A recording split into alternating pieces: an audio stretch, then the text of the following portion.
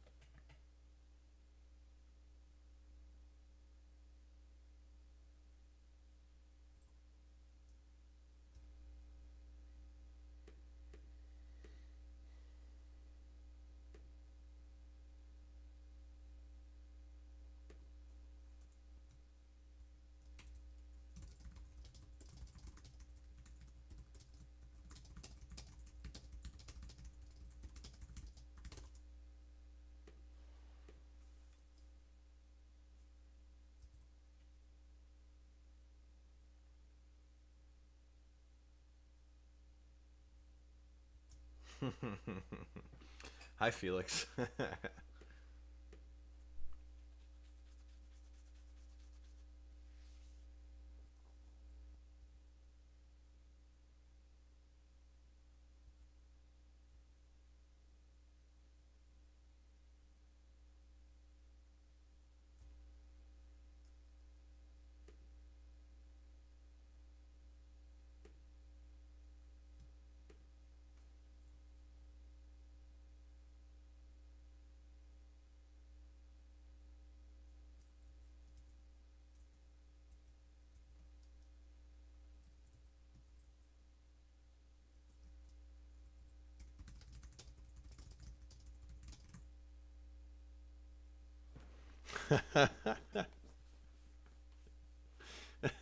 The end is night. I like that. That's very dark. That's very My Immortal of you, actually. The end is night.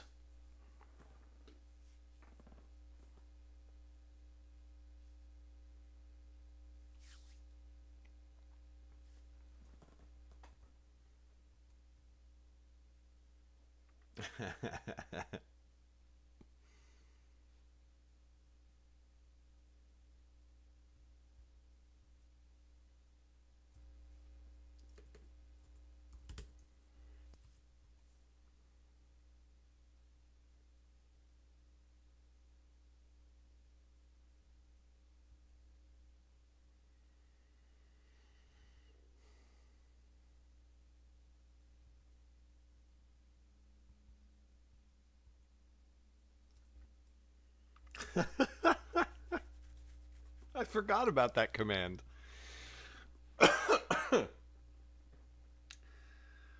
Be an idiot not.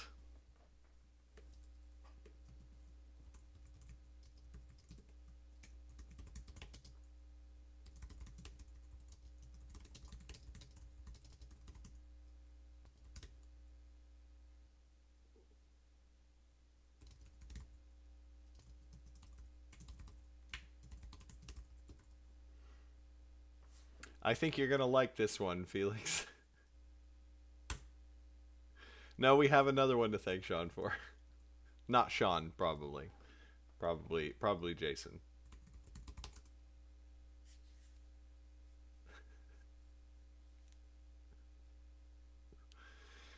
You missed the stable boy? Oh God. Yep. And what was the other one?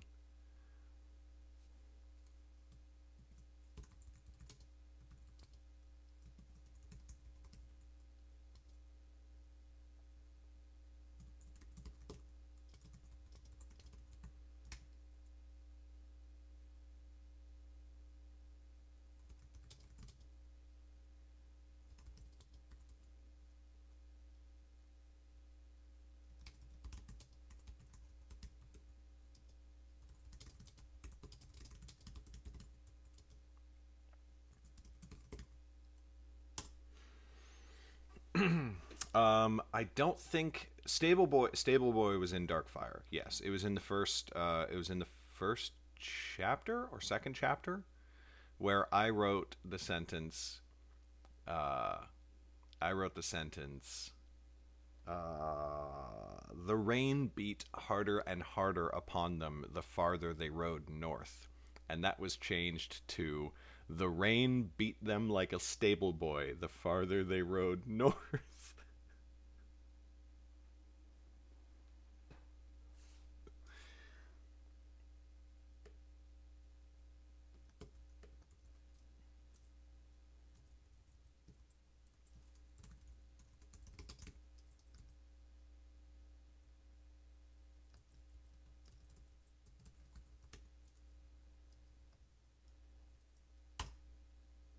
There we go. Slightly changed. But yeah, the rain beat them like a stable boy. That was a thing that was entered into my books. I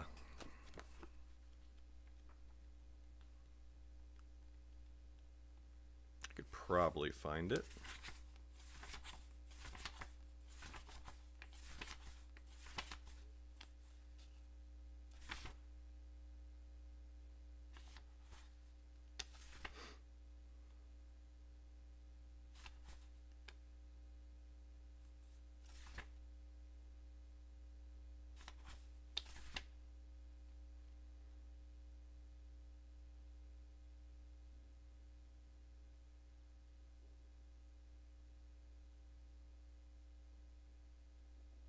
Oh, that's weird.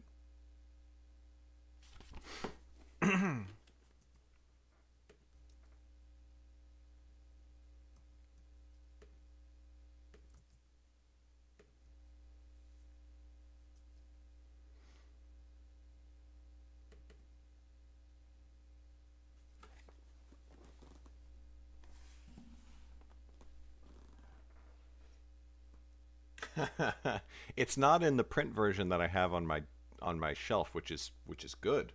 I'm happy, but I thought it would be.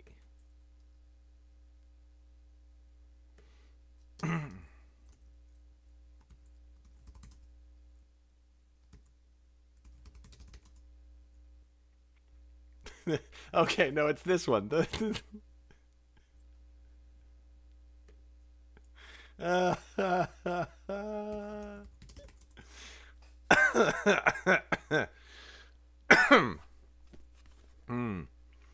Yes, chapter 2.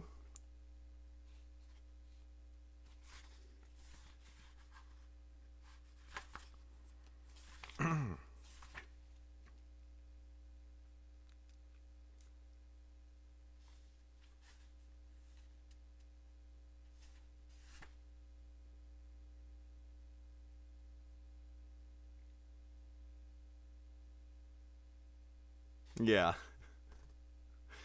right in the middle of chapter 2. So I wrote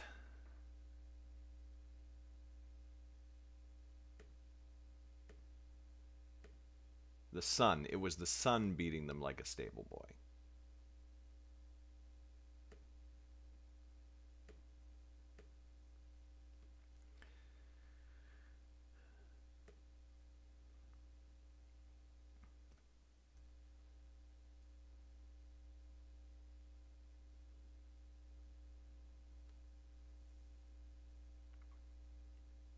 There we go. Okay.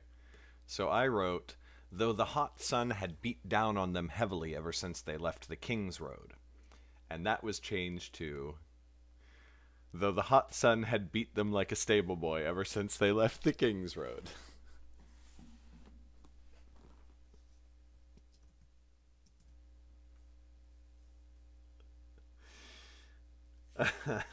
Oh, yeah, fondled a blade.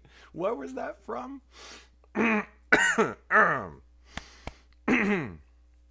Mm.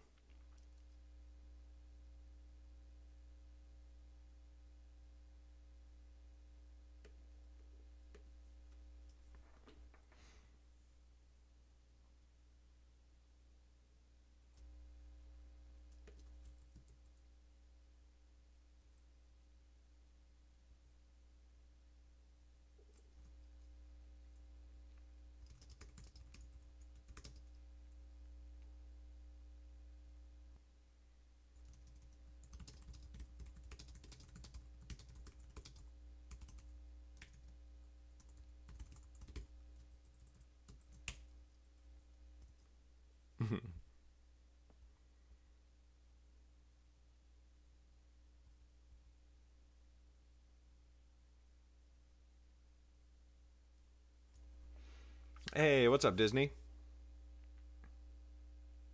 Right, when Albert is training Lauren. I definitely fixed that. I fixed that in the editing process.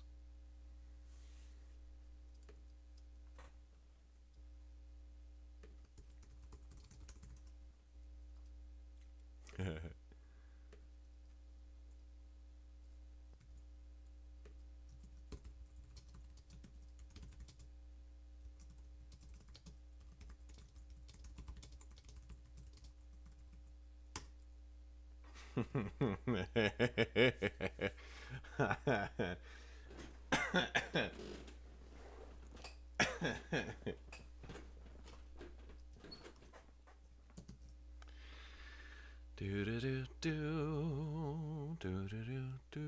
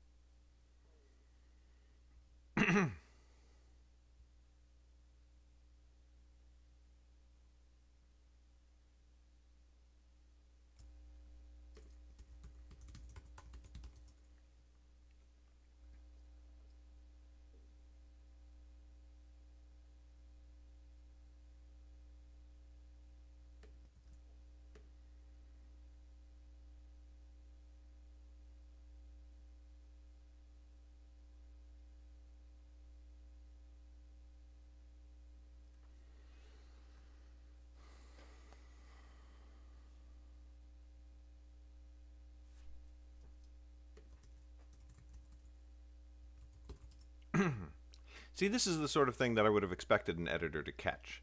Uh, Triskin says, our further parley will be conducted in their absence. Well, parley is not the right word there.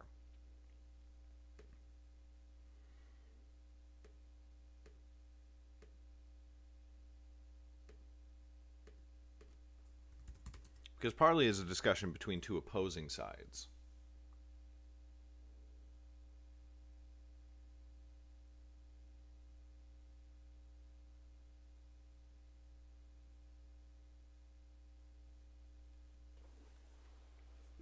Now, obviously, it's on me for writing that in the first place. But like I know that if I sent that to Karen, Karen would be like, that's not you don't mean parley here.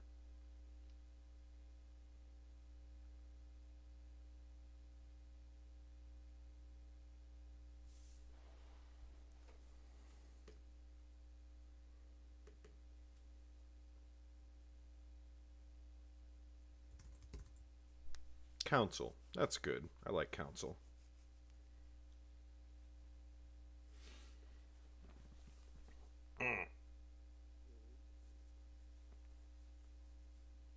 Editors aren't a dictionary.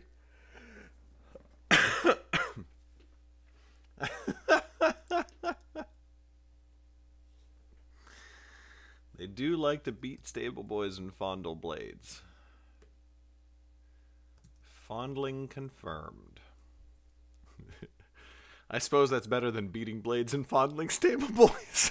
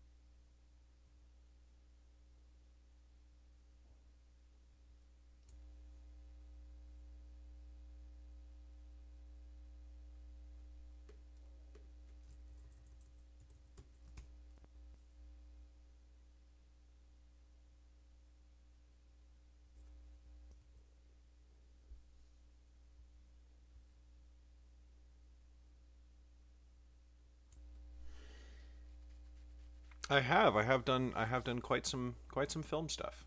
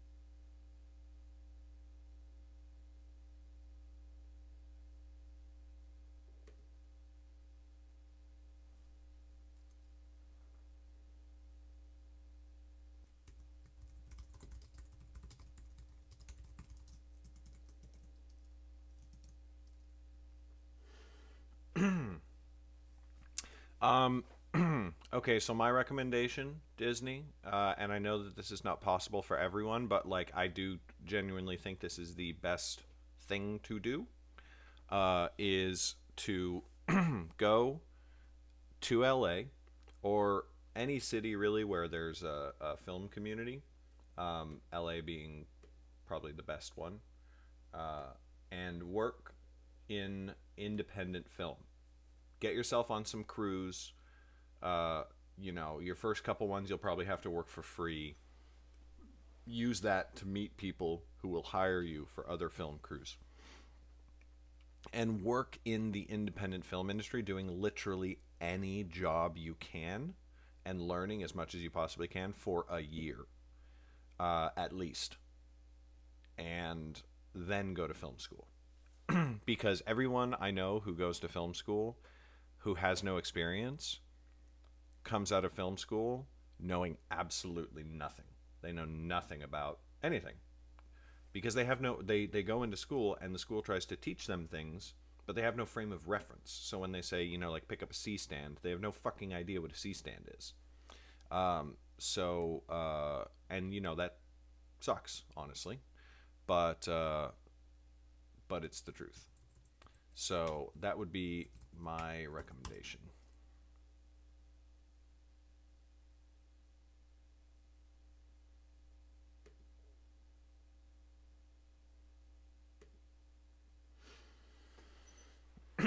In Florida, Miami.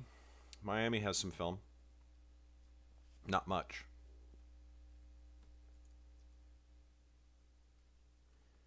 Cool. Yeah. Yeah, and that's the other thing is like you might get into you might get into the industry and then you might just suddenly like find yourself in a career. Happens to a lot of people. And film school might become unnecessary.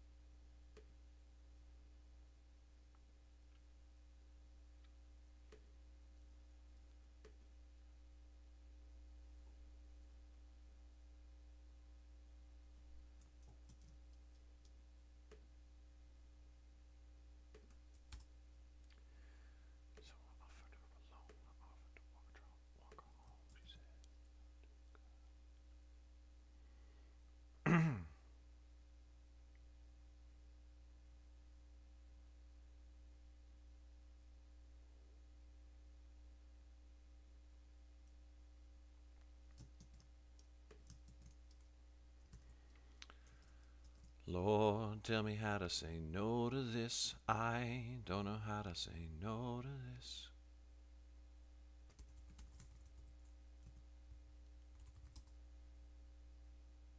I said that last time, it became a pastime.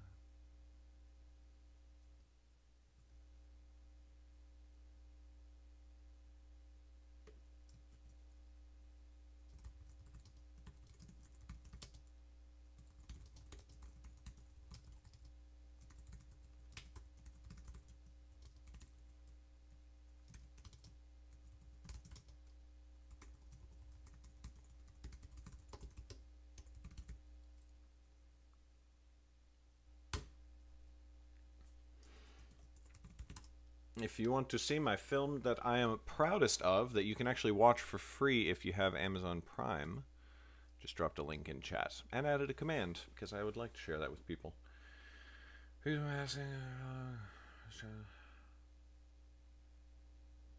Yeah, yeah, I love that behind the scenes stuff. That's what made me want to get into film in the first place.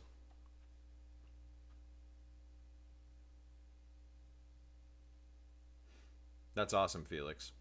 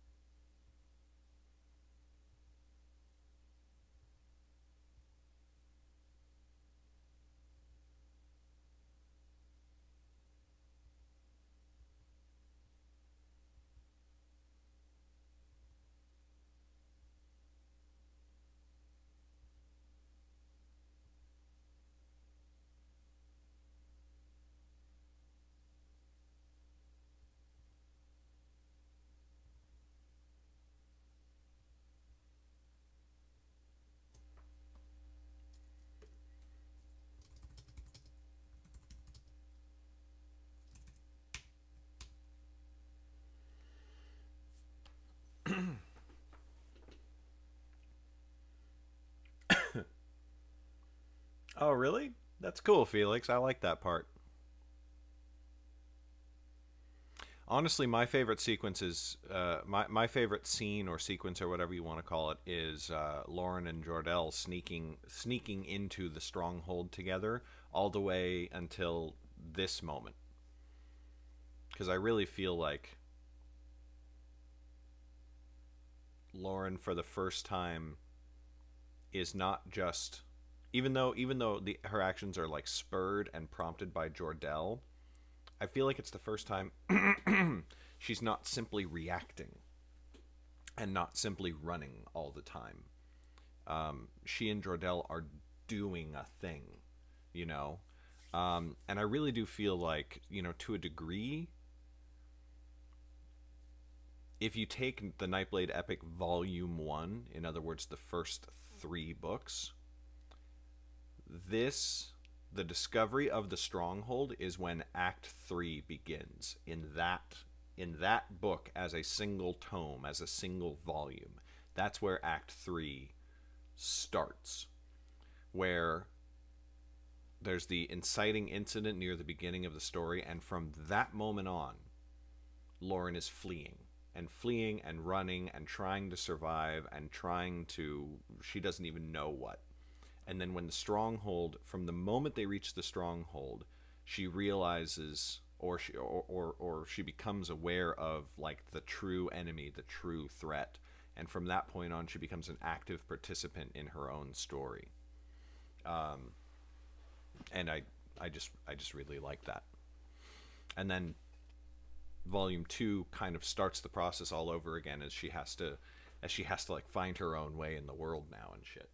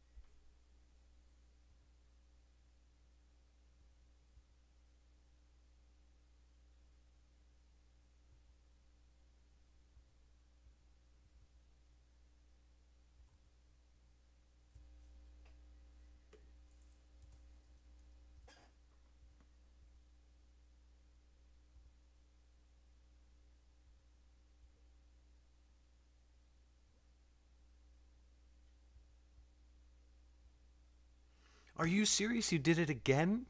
Oh my god. And has had their help since always. Give me a fucking break. That is literally the language of a 4-year-old, and it's the second time it's been used in like 2 or 3 chapters.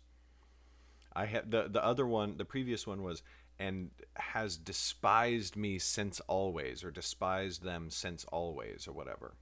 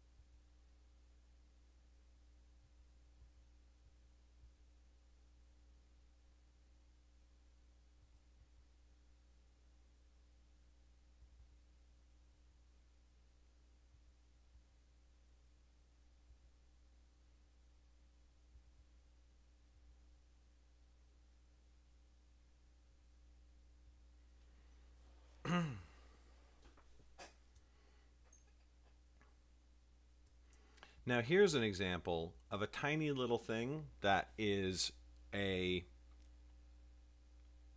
It's both an example of somebody who doesn't know or understand fantasy, and an example of why you never, ever, ever, ever, ever silent edit somebody's book. Ever, ever, ever.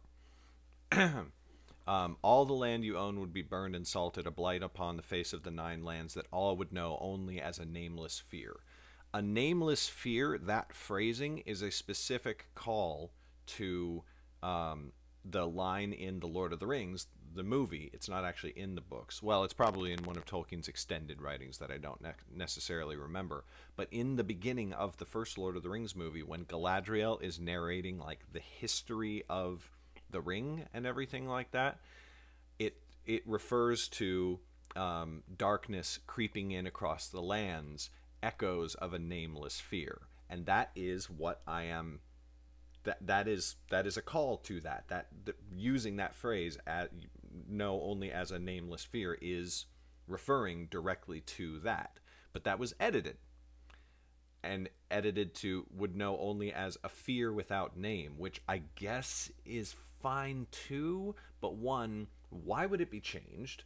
Two, why would it be changed to and two, the person clearly didn't they didn't know that reference. They didn't know what I was referencing or calling back to, and they made the edit anyway, so that I couldn't even explain to them, oh no, I specifically chose the phrase a nameless fear because it refers to this. Like, just, it's not difficult.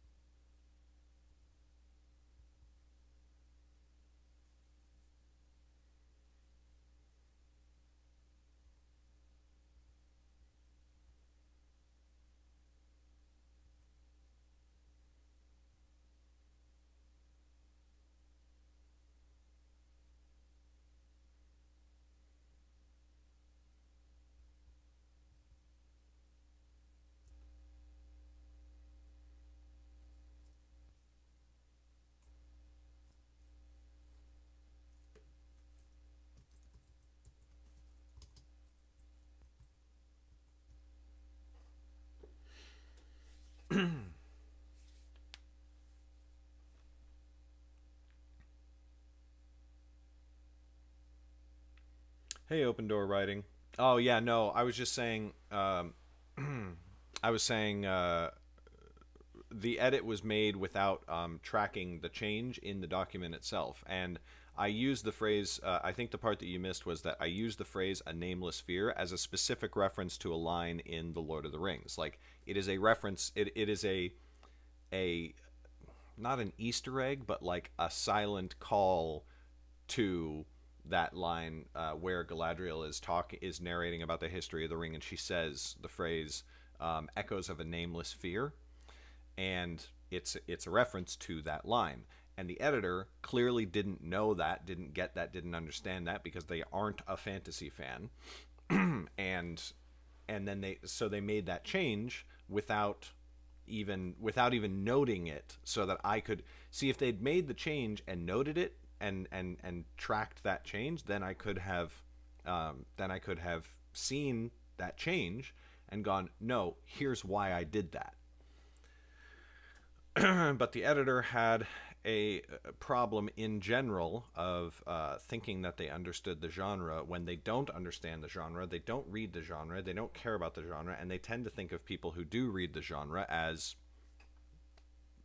geeks in a dismissive way, because I think we're geeks too, but like I am one. I think it's cool. And anyway, just goes to show, be very, very careful who you let touch your book. That's all.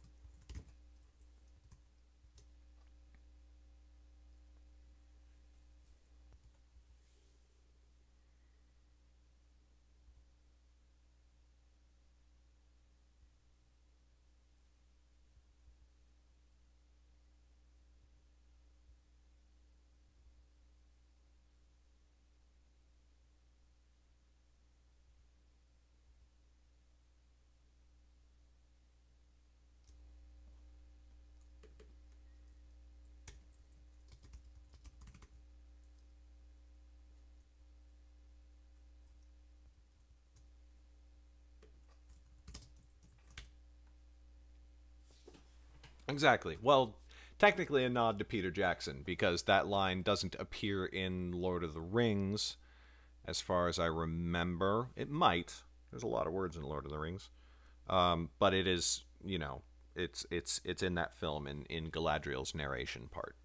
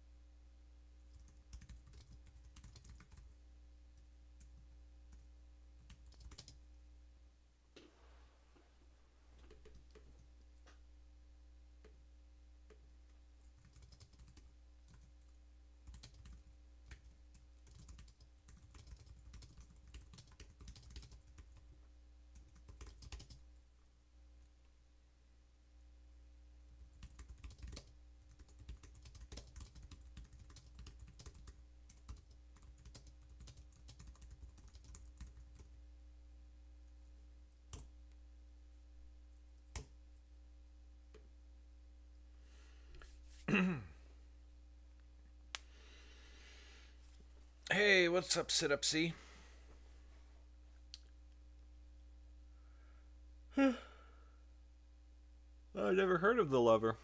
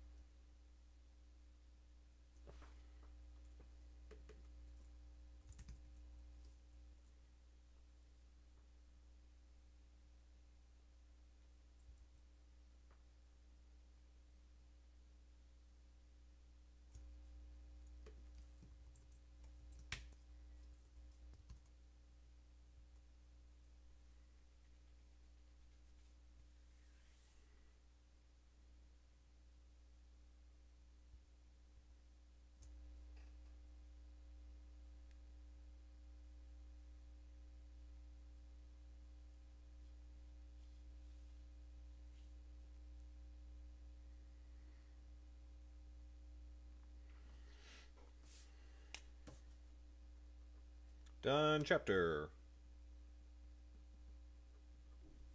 I'm going to refill my coffee. Be right back.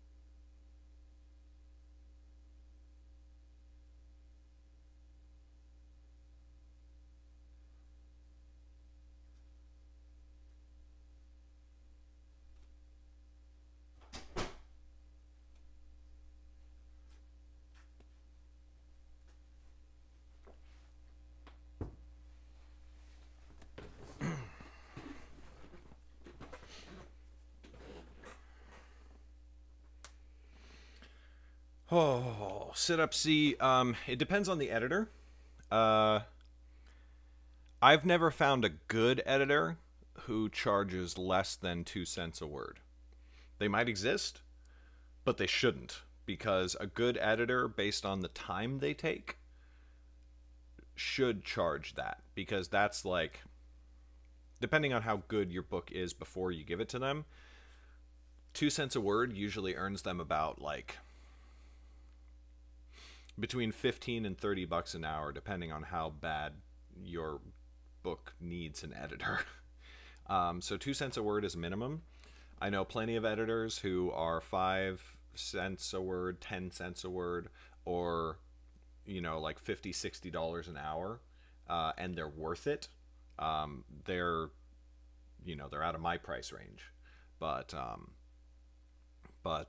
yeah. So like my editor charges 2 cents a word, and there you go. It's very easy to price out my book. Like, it's 95,000 words, so that's gonna run me 1,900 bucks. You know, just under $2,000.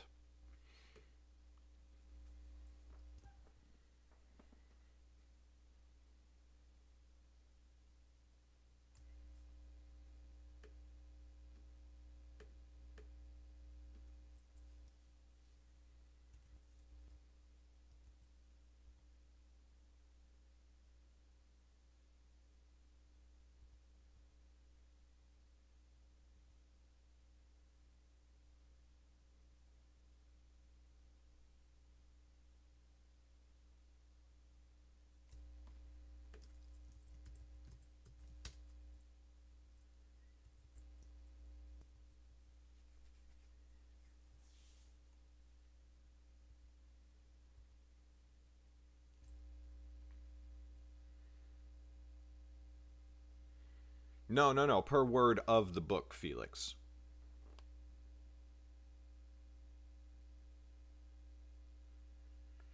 No, no. Open door writing, absolutely not. You should never self-edit your book, because you will never do as good a job as a good editor.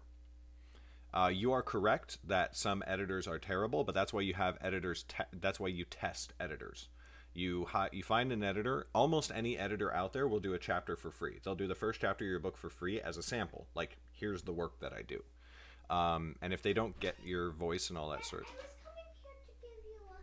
Oh, hey, buddy. Morning. Good morning, Daddy.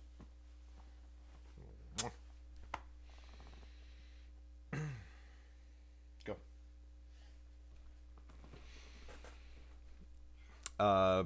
because there are bad editors in the world, including the one that edited my books, who I'm now literally undoing most of their work.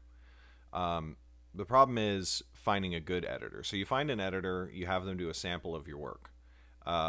You then, my personal advice is then hire them to do the first 5 or 10 chapters of your work, depending on how long your chapters are. Because that'll give you a more complete thing, and it'll let you know, like they might like go all out on the one chapter just to look impressive, but then not be actually that impressive.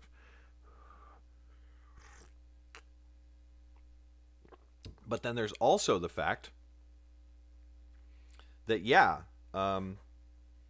even professional books with good editors still have some errors. And that's, honestly, that's unavoidable. At some point, you can't fix that. I found a typo in my edition of Lord of the Rings, So if Tolkien can have typos, I can have typos. But it's your job to make sure that there are as few typos as humanly possible. So I have a copy editor and a proofreader. So my copy editor is the one who's like digging into the language and like, no, this is not the right word. This is like you mean, like the example that I did 2 chapters ago where they were like, I wrote the word parley, but that was just the wrong word for that scenario. And so I changed it to counsel instead. Like a copy editor will do stuff like that. So she's in there, she's fixing it. She charges me 2 cents a word. And then I send it through a proofreader. And the proofreader is just proofreading and just, catching anything that she can. And she charges like $100 to read the book and report on any of her typos. And she finds like 3 or 4 typos per book, just because nobody and no editor is perfect. And then I get the book and I read the whole thing out loud. And when I read Nightblade out loud after my editor and my proofreader went through it, I found 1 typo. Nobody's perfect. I'm actually going to, starting in January, I'm going to hire a second editor. So I'm going to have a line editor who's going to work with me on my language, my phrasing, and making my writing clear and enhancing my voice. Then I'm going to have a copy editor who's making sure that I'm not like, misspelling things and catching as many typos and stuff like that as she can. And then a proofreader. And typos still might get through. Like, it's never a perfect thing. No, it's not that editors miss too much. It's that you will miss so much. You will miss so much in your own work. It doesn't matter how many times you go through it, because it's your book. And you can't view it through objective eyes. You cannot. It is impossible. The human mind does not work that way. You must get an outside editor if you possibly can. I understand that some people are like in seriously dire financial straits, and I was when I first published the book. So I published the first edition of Nightblade that I published, this one right here, was self-edited, and also self-cover designed. I did my own cover. And both of those were dumb and stupid things that I should not have done. But that's what got me success in the first place. Nightblade was my first book that got successful, and that edition of the book got successful and started earning serious money. Then I got picked up by a small publisher, and they produced this copy with the cover that they designed, which I hate, and their editor, who went through the book and changed my voice and fucked up all of everything and just made it terrible and introduced typos, didn't just not catch typos and everything like that. And then finally, I got out of my contract with that publisher, and I published this edition, which I guess is technically the 3rd edition, although I didn't mark it that way on Amazon. And this is professionally edited by an actual person who knows what they're doing. The cover is designed by, an actual artist who can draw and do an illustrated cover, because that's what you're supposed to have on a fantasy book, etc., etc. And this is the correct way to go. And both of the other ones are the wrong way to go. Just actually, factually.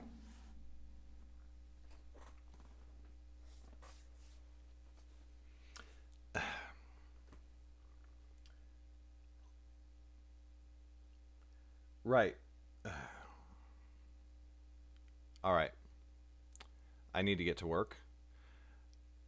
Editors do get the voice, and it is dumb to say that you are like literally shooting your own career in the face with a shotgun if you say that you are afraid to work with an editor because you're afraid that they will change your book. And I say that as somebody to whom that happened.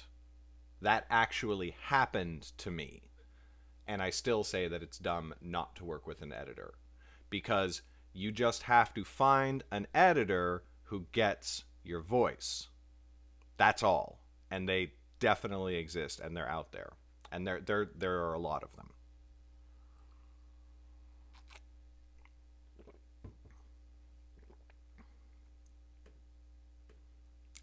And the reason that I'm passionate about it is because it's people who say that they don't want to and that they won't work with an editor because they're afraid of getting their work, changed and all that sort of stuff. It's those people who give indie publishing a bad name. And so when I am indie published, I get shit on and I have people assume my books are bad because so many people do that. Because they go out there and say, oh, I'm a genius and nobody gets my voice. Like, if you literally can't find an editor who gets your voice, it's probably because you're not a good writer. That's honestly the truth.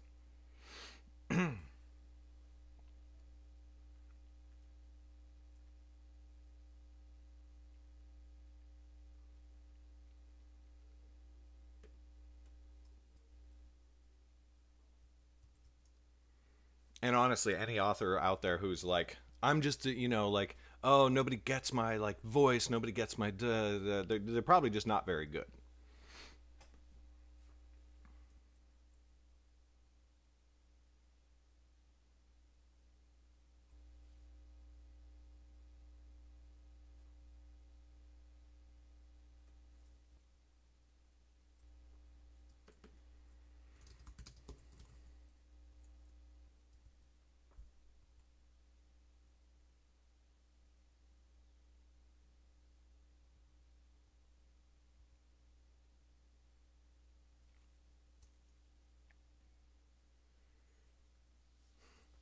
Yay! And you also read the not ideal versions of Mystic and Darkfire. Did you know? I'm curious, Felix, and answer me honestly, seriously. Did you notice a quality difference between Nightblade and Mystic, or Nightblade and Mystic and Darkfire? I guess since you've read both of those now.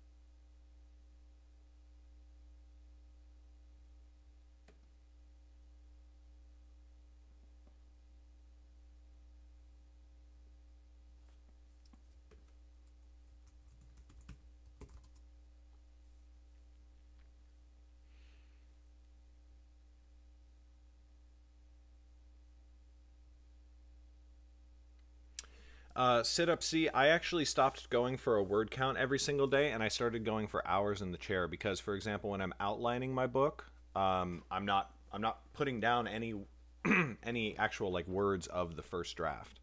And when when I'm editing the book, again, I'm not writing. So having a word count made me having like a word count goal made it so that I was I it, it made me not want to outline and not want to edit because then I felt like, oh, I'm not hitting my word count goal. But of course I'm not hitting my word count goal because I'm outlining and editing, and that not editing, but redrafting. But those two things are so important for a good book. So I changed so that my primary metric of productivity is hours in the chair as opposed to word count, and it's made quite a difference in my overall productivity, and I hope and I think the quality of my books. So I go for 5 hours of work a day. I don't always hit it, but past that, my brain really does start to melt.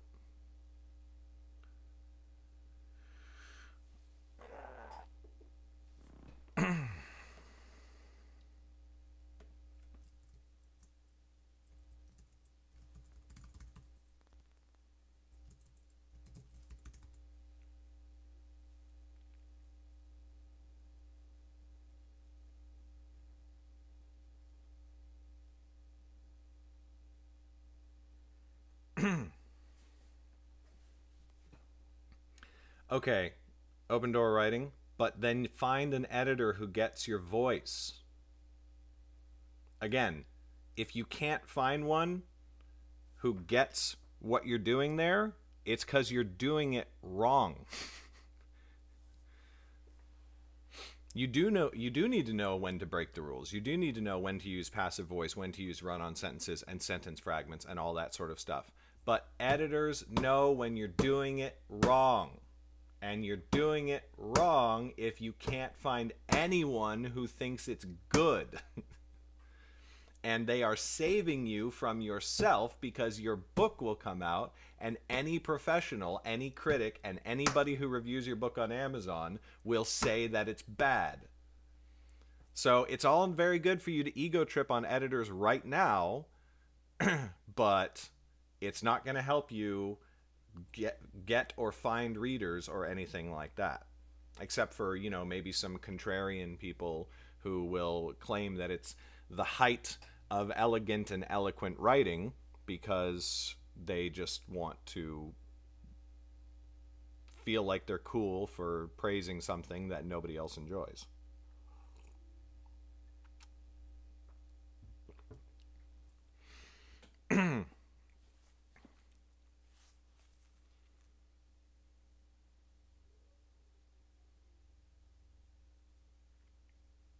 Yeah, they probably will, Felix. I'm sure that will be the case.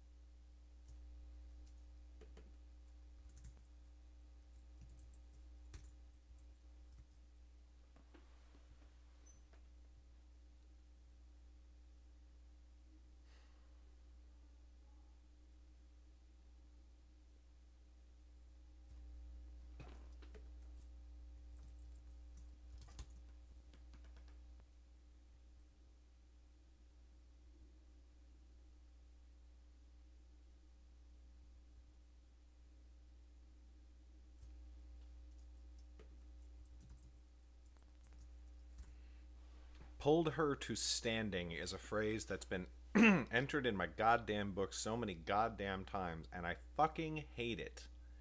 It's such an ugly phrase. He pulled her to standing. Blech.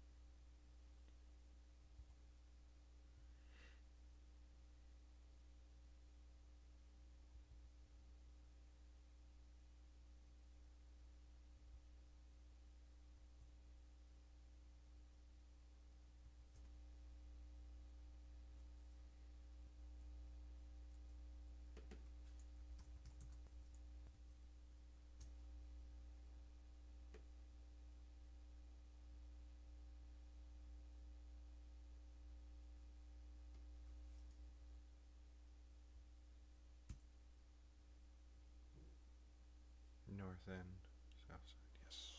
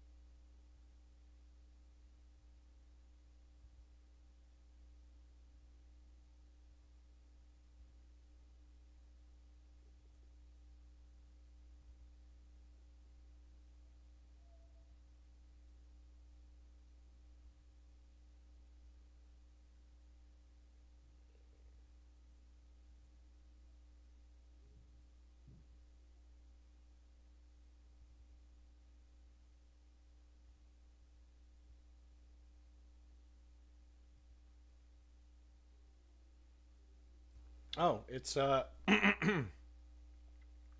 it's everybody's favorite British time traveler. Well, I say time traveler. Tracer shirt. It's pretty cool.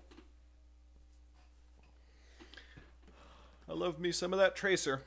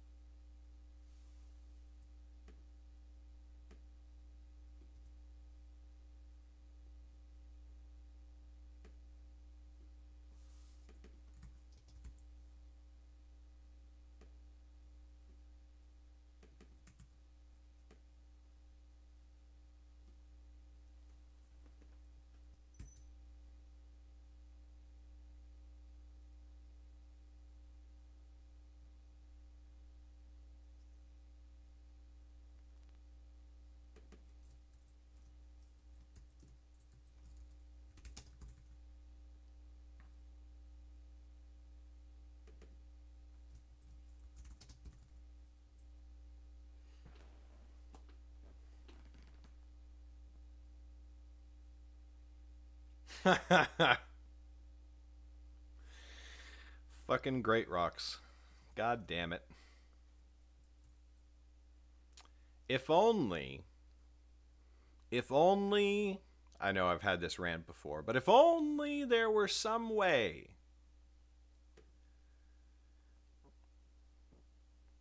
if only there were some real life mountain range that followed the same naming convention as the Great Rock Mountains, where when the full name is expressed,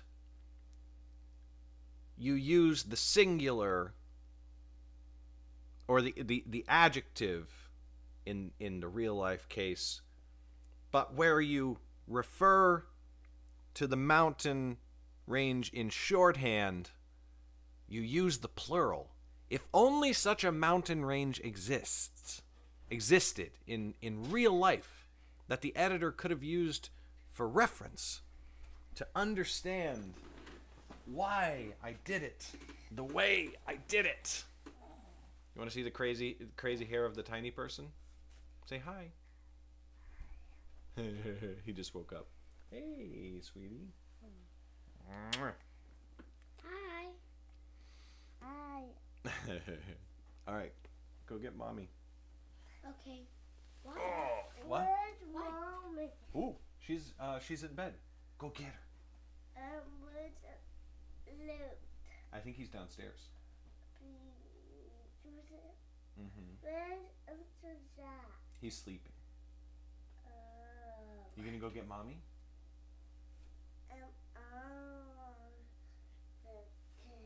Okay, close the door, please.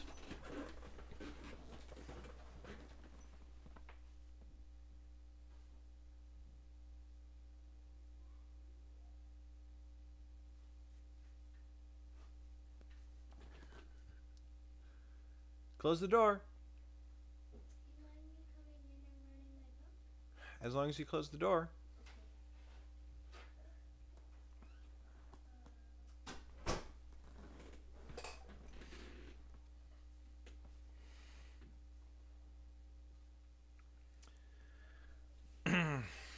Yeah.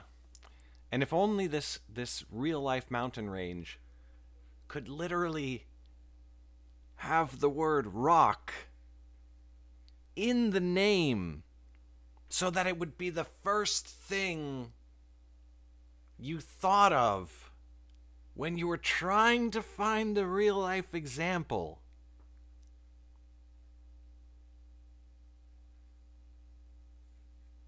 Come to think of it, literally every single mountain range works that way in real life.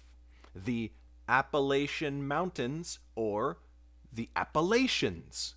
The Himalayan Mountains or the Himalayas.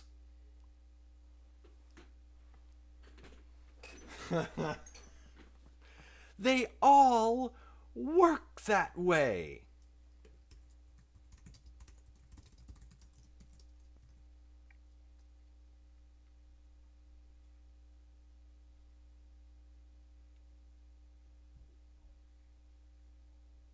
The Sierra Nevada Mountains, the Sierra Nevadas, the Ural Mountains, the Urals, the Appalachians, I already said that.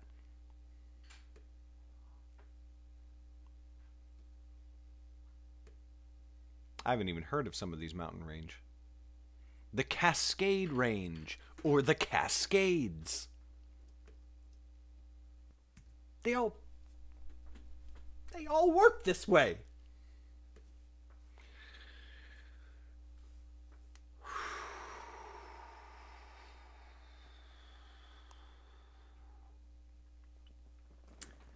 Doot doot doot doot doot doot fucking. Sorry.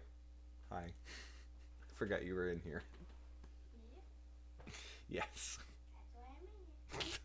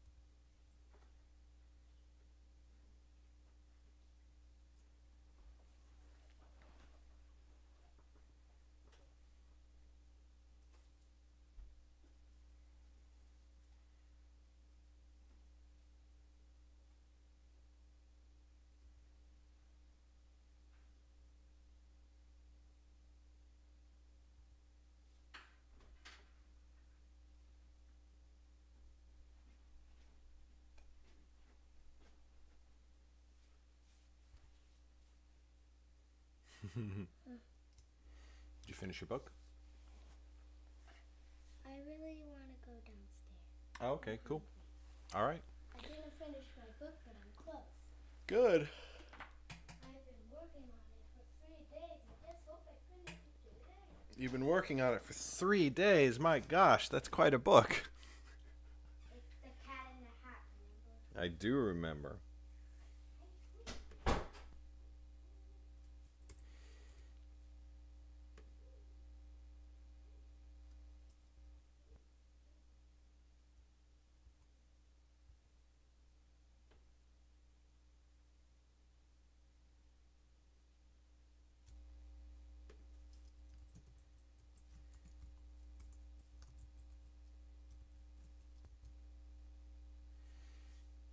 That's right.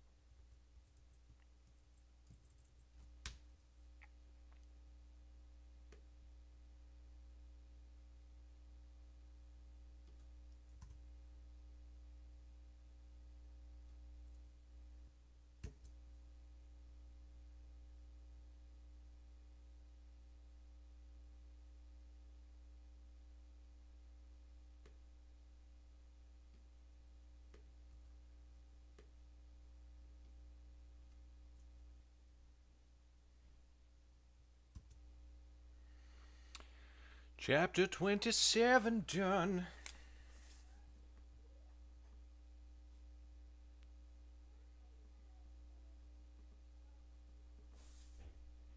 Hey, what's up, N Green? Greetings, traveler.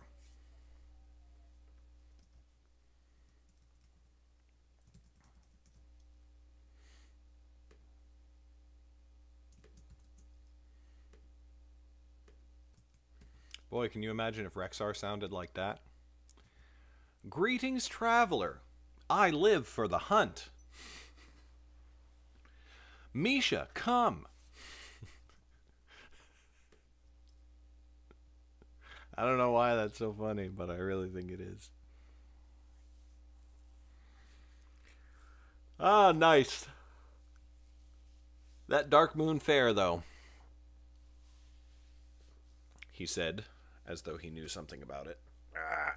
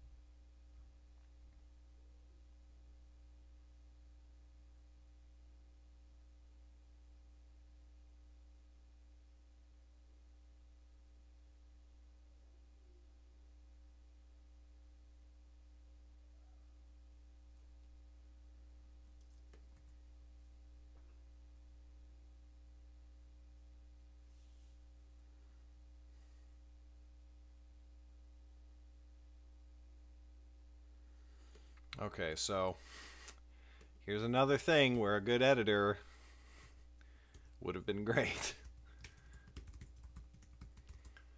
I read this first line, and I was like, wait, what?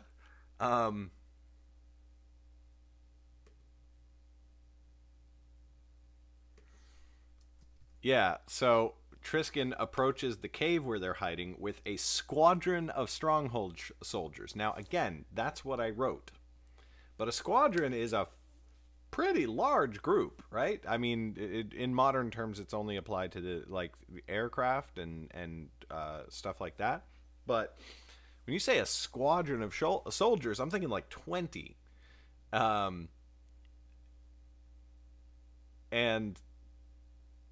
like, there's no way they beat that many people and Triskin and his bodyguards. That just doesn't happen.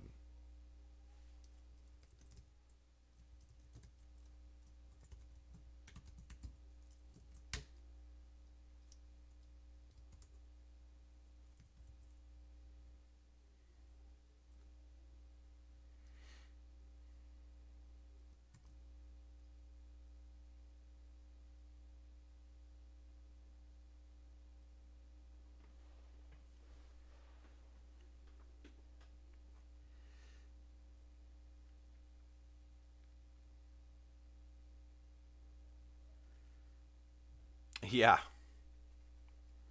Hopefully it's less rough and confusing than it was made out to be.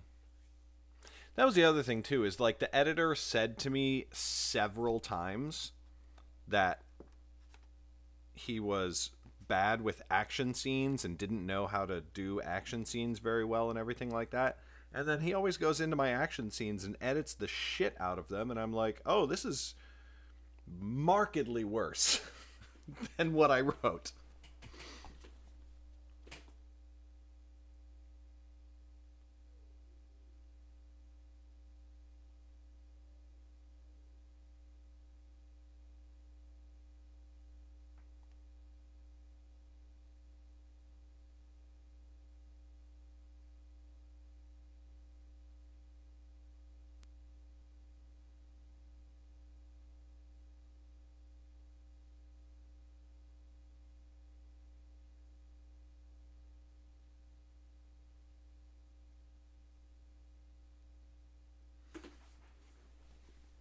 Well, that is partially my fault. I had the unending henchman problem, where I said, "Oh, there's a squadron," and then I basically just was like, "Oh, well, I'll just keep knocking them off until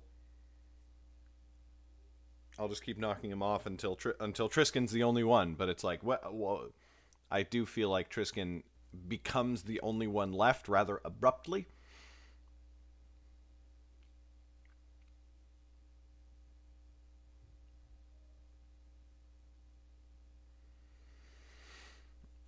Okay, so Albern shoots one. One, two, three.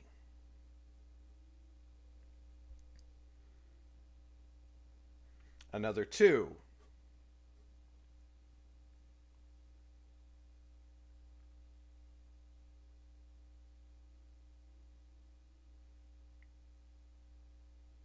I love Albern, man. "Do not be a fool," said Lauren. "You will be slaughtered." "He will likely be slaughtered in any case if they get through Jordell and myself," said Albern. "Let him die with a sword in his hand if he wants." Everybody's all super serious, and Albern's like, "Well, we're gonna die." Swip, swip, swip, swip. Taters, I have no idea. I have no idea why I'm awake. I thought you were going for a British thing, Felix. "I had no idea how many people there were and what was happening."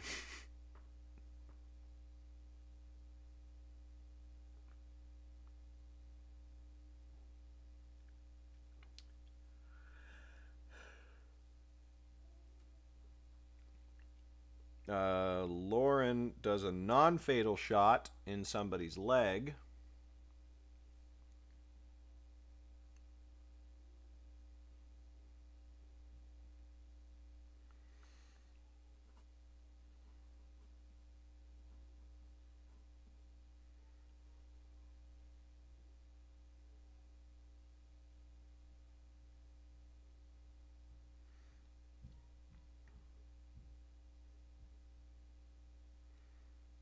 Oh, no. Albin kills two more and one of the bodyguards. Albern kills way too many people. So far, 8 people have died, and Albern killed all of them. And then Jordell fights like the bodyguard. And that's it.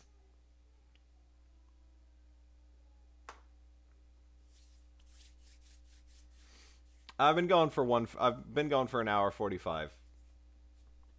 We do have an uptime command, don't we? No? Wow.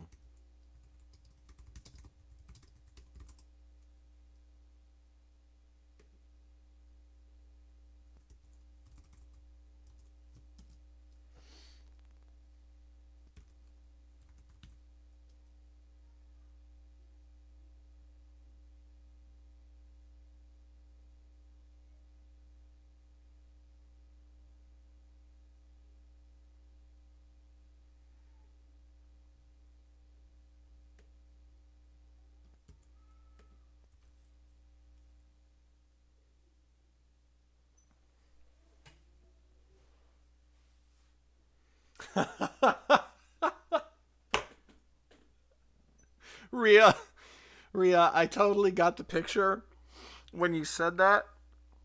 I totally got the picture. Not that you arrived and heard a terrible British accent on stream, but that you were sitting at your desk, just, you know, doing like regular work, just doing something, writing or something like that, and then you perked up.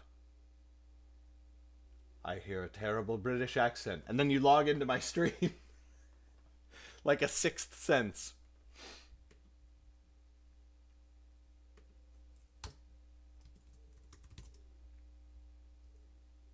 Nice. There we go. We have an uptime command. Yay. Yay, Google.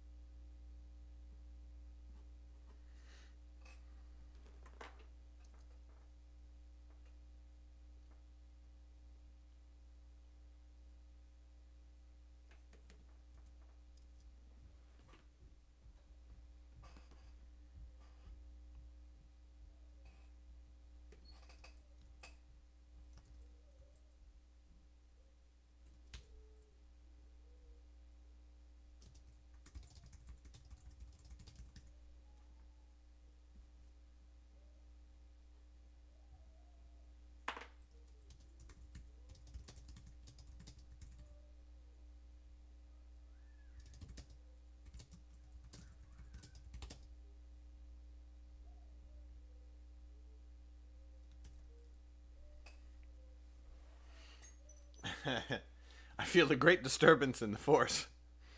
As though some fucking yank. As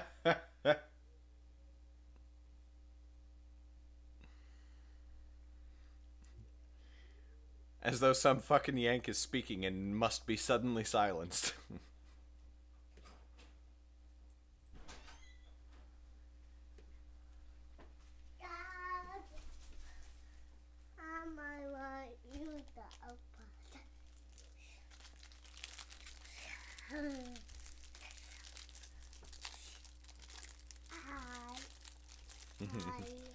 Want to say hi?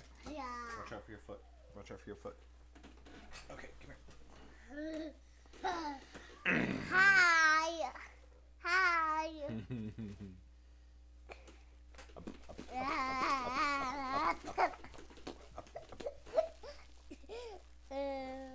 Okay, here's your crackers. They're open. Thank you. You're welcome. Bye. Bye. Bye to Luke. Bye to Luke.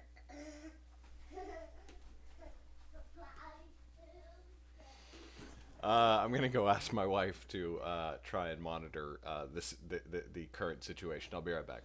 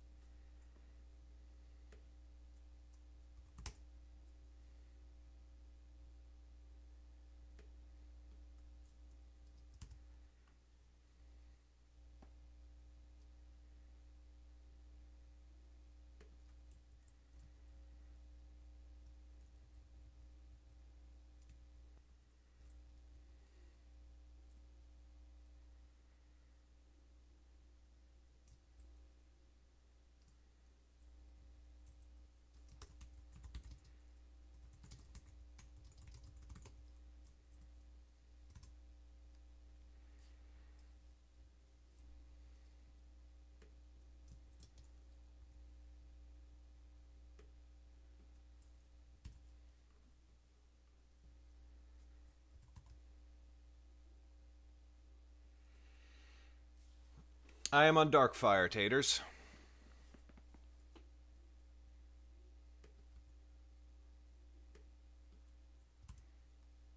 Mystic is with Karen, who has been working away at it most diligently. Ah!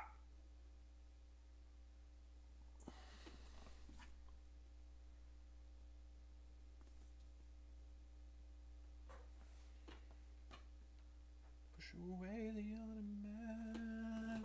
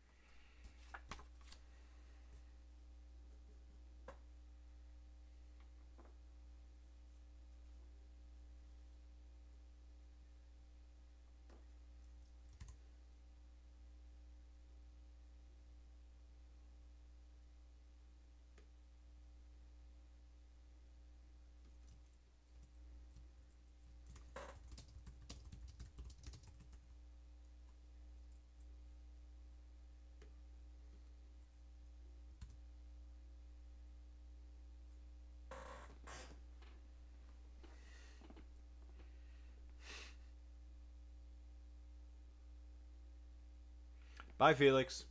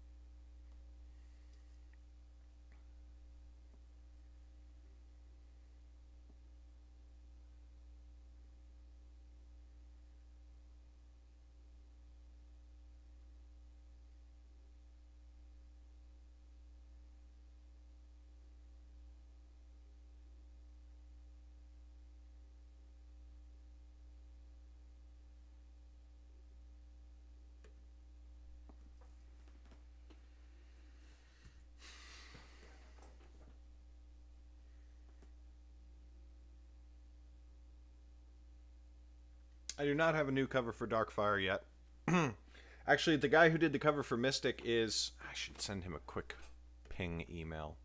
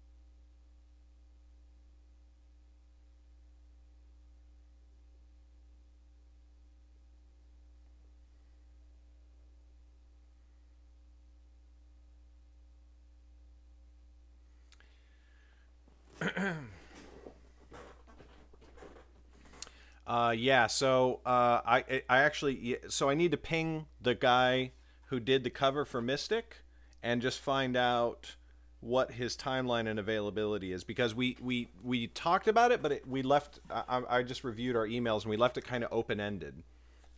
So anyway, I got to figure that out because I want him to do the next cover. Quick bio break. I'll be right back.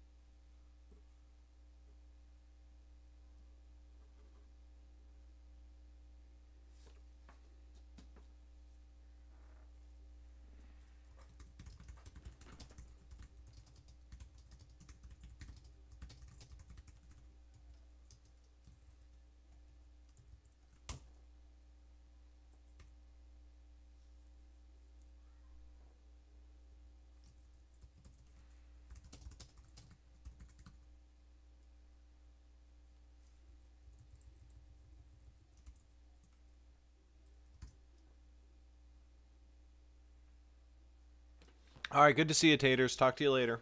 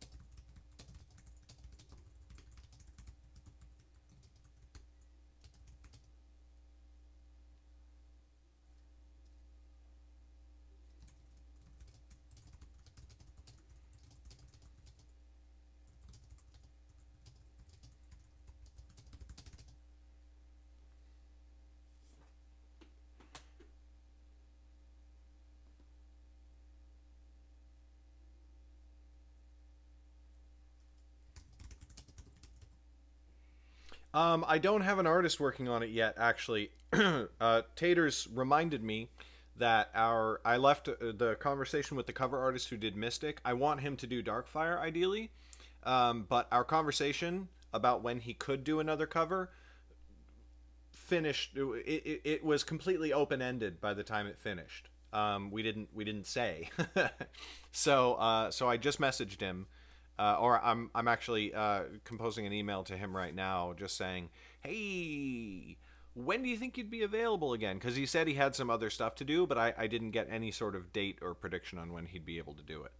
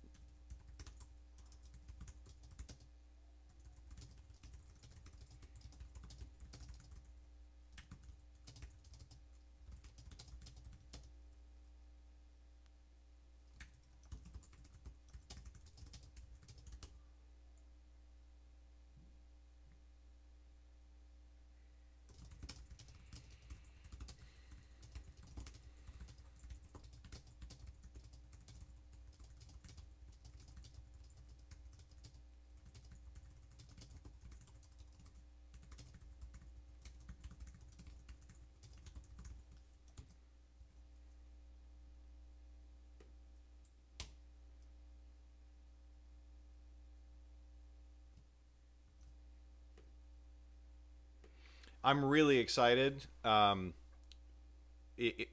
I need to, I don't know when he's going to be available or anything like that, but I'm really excited to see what he would do with the cover of Darkfire. You know what I mean? Just because, like, the cover as it exists, like,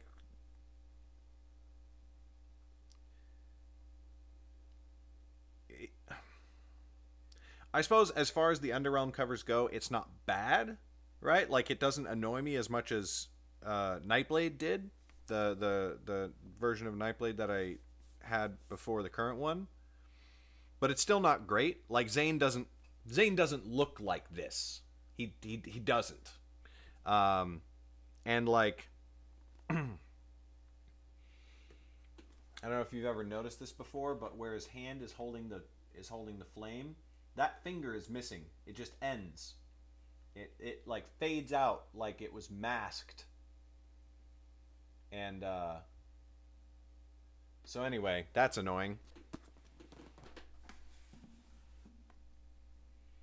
But the concept of the wizard with the dark fire and eyes glowing and everything like that, I'm really looking forward to seeing how that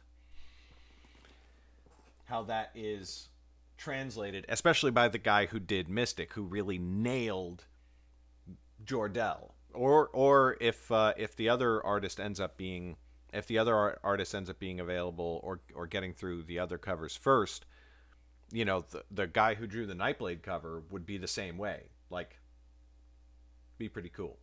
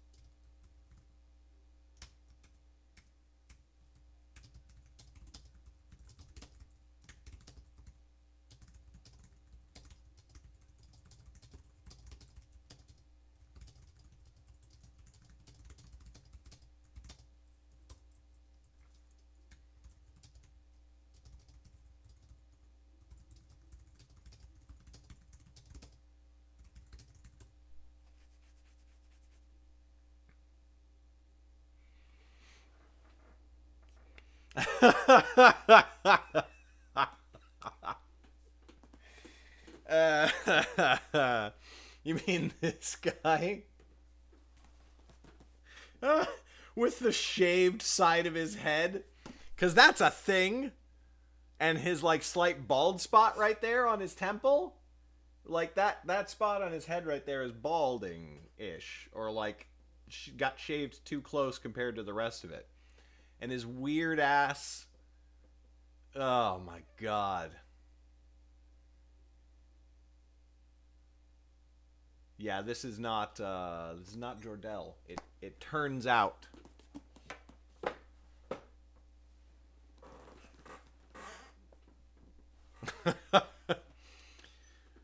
Ranger Lothbrok, more like Ranger Dude Bro.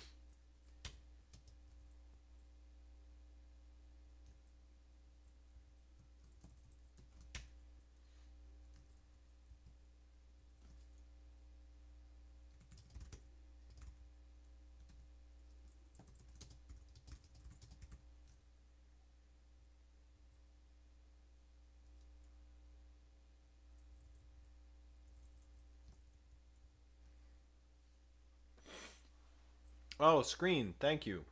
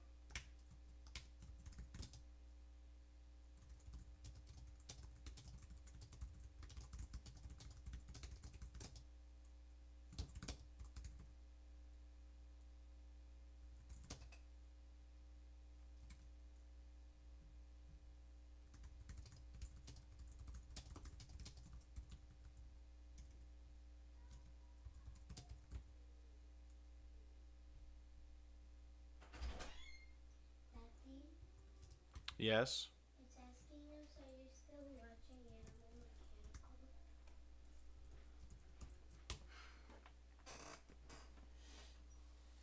Hey!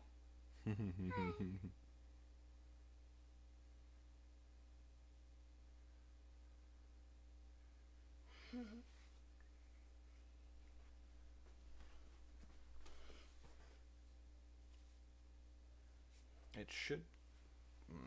I gotta go check. Be right back. I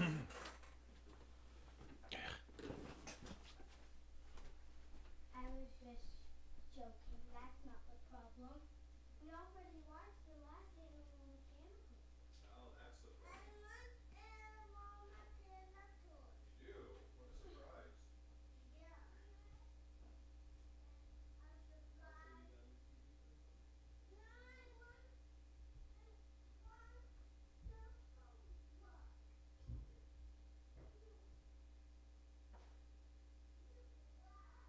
No, I want the what?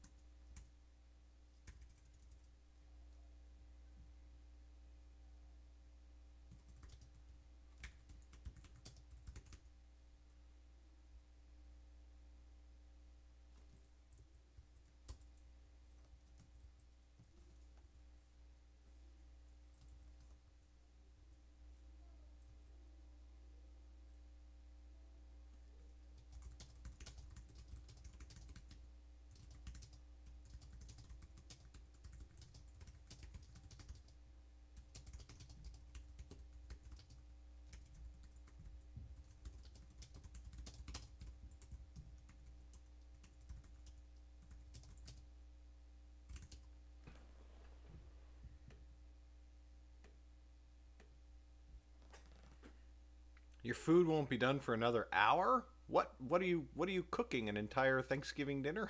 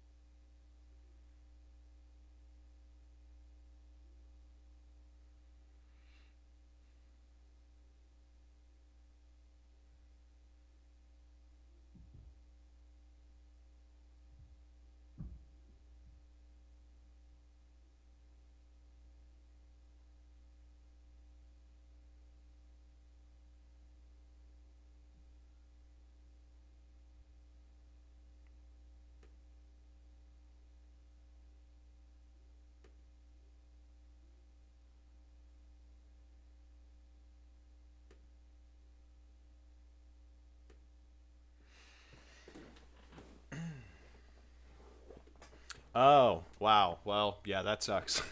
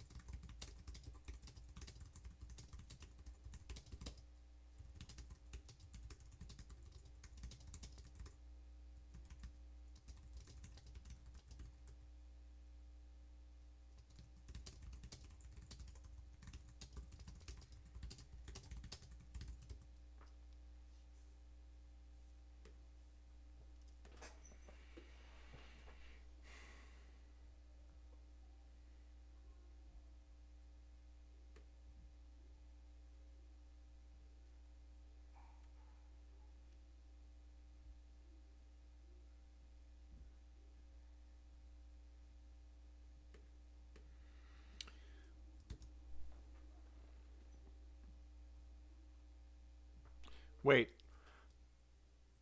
Wait, what?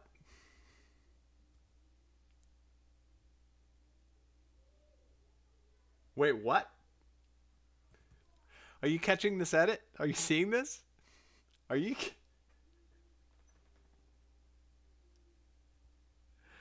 Are you seeing this edit? I wrote, after the line, "The bone was certainly bruised," which should be "bones were." "The bones were certainly bruised, but they did not feel broken." I wrote, "At least she hoped not, for then she had no idea how she could make it out of the great rocks alive." Because, you know, a broken rib could fuck up your entire life before, you know, medical care was much of a thing. And especially if you were being like chased and pursued by people who wanted to kill you, a broken rib was like a death sentence. And the edit that was made was, "Alas, she may leave the great rocks alive." Let's ignore the elephant in the room for just one moment and talk about the verb tense. "She may leave the great rocks alive" is completely incorrect in terms of tense and what voice we're speaking in.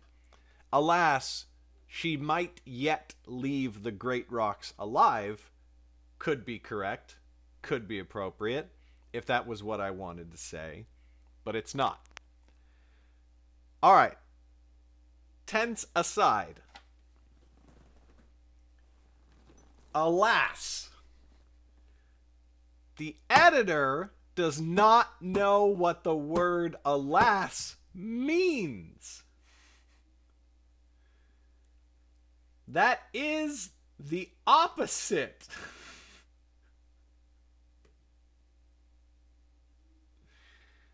of what that word means.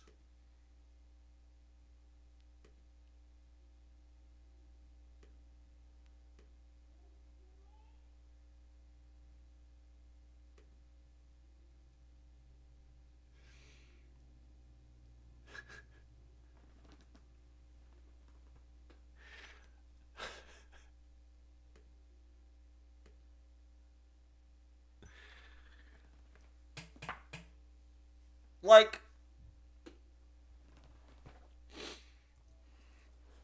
unless he's trying to make some, like, artsy-fartsy statement about, like, sardonically thinking, "Dang it, I might actually survive this," you know? Unless that was his intention.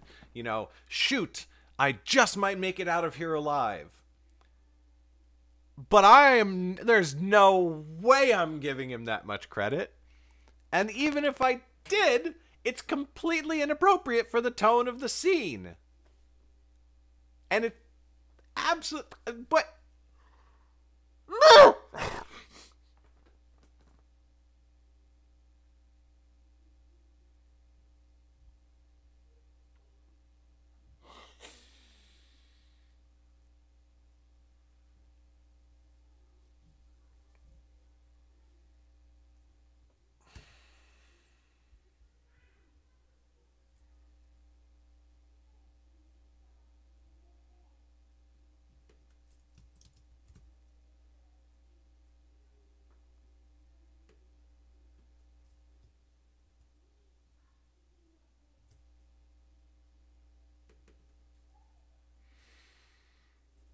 Yeah, okay, that works.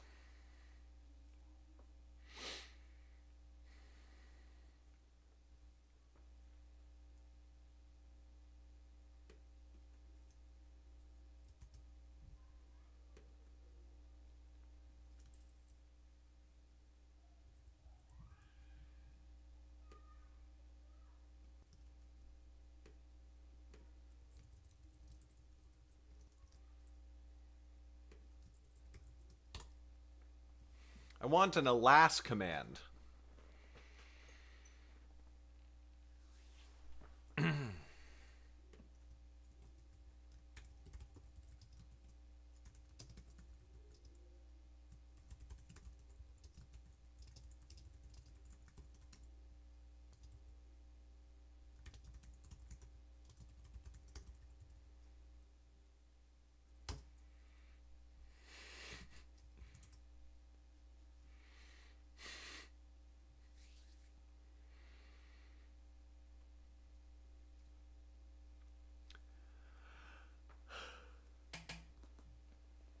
Ugh.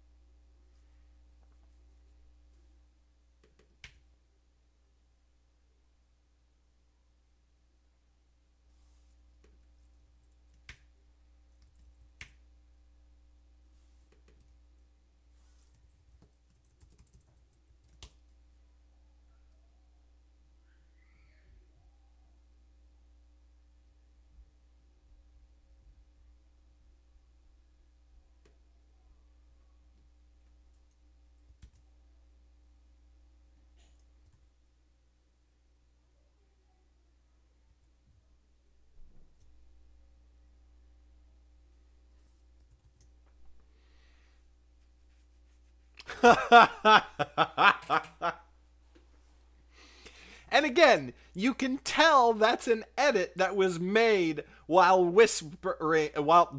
You can tell that's an edit that was made while muttering, "Oh, those fantasy geeks are gonna love this." Alas, this is totally the sort of thing that gives them a boner.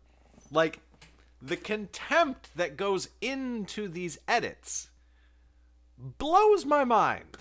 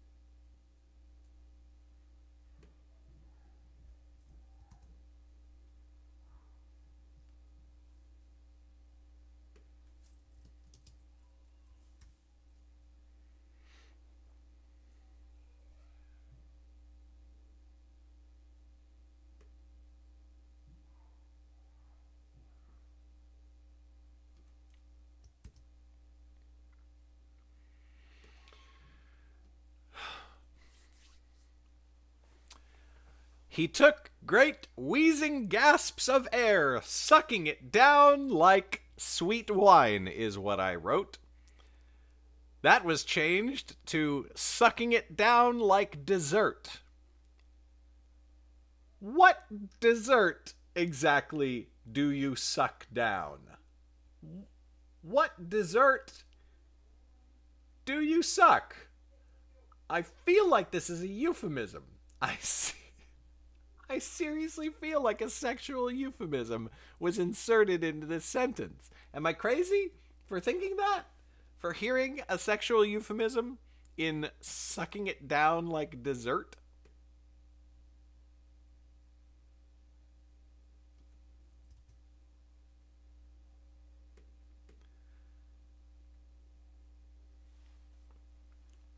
First of all, the practice of dessert, like, dessert is not a thing. At a certain point, like before a certain point in human history, there's no dessert. That's not part of a meal.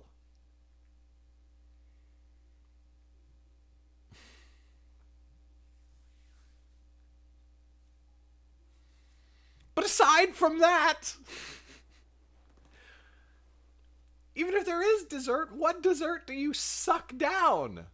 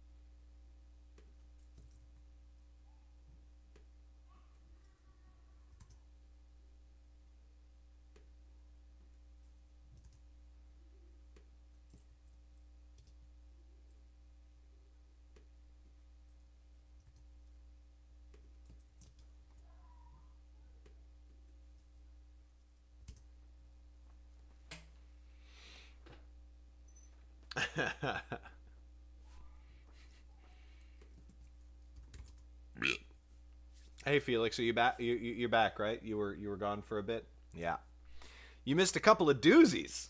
They were great.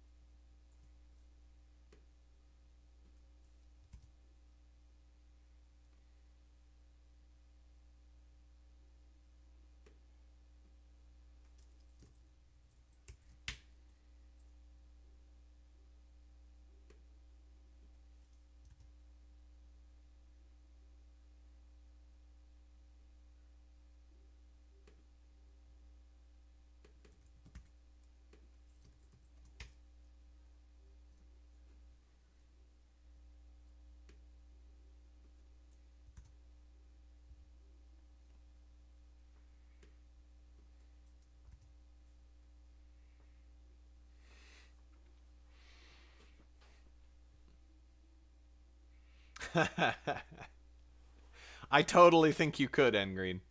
What was the one that we just did? Oh, alas. Okay, alas happened. So I wrote in this sentence, you might even remember this, Felix, because this is a doozy. After Tristan beats the shit out of Lauren,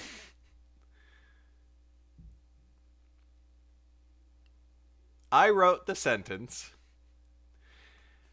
I wrote, the bones were certainly bruised, but they did not feel broken. At least she hoped not, for then she had no idea how she could make it out of the Great Rocks alive.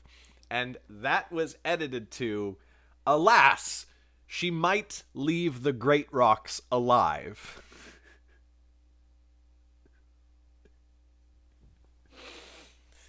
Literally. Oh dang, she might survive.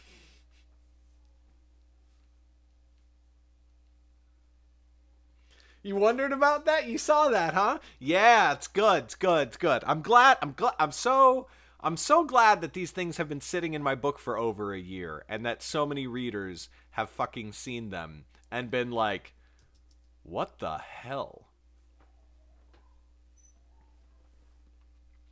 And then there was another one just a second ago.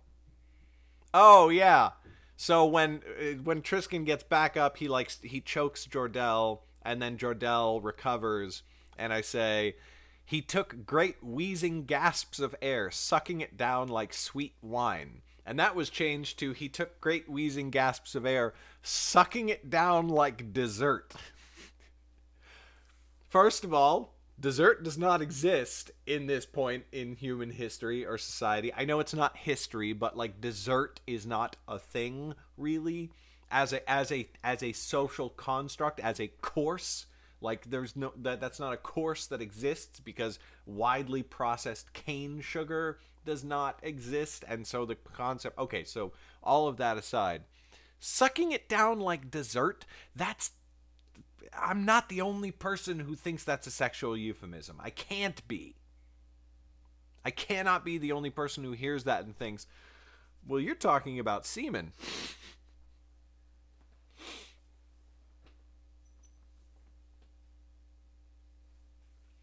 Would versus wouldn't? I don't. It doesn't ring any bells, but.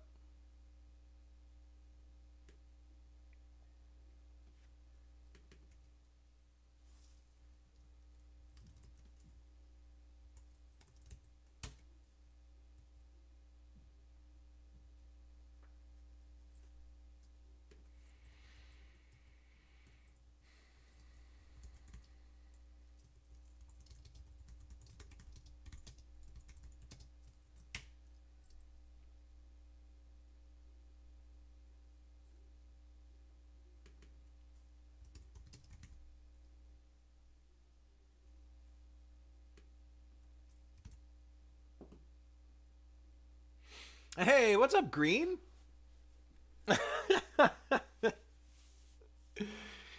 Fondle. Yeah, there's a lot of euphemisms that have been slipped into my work.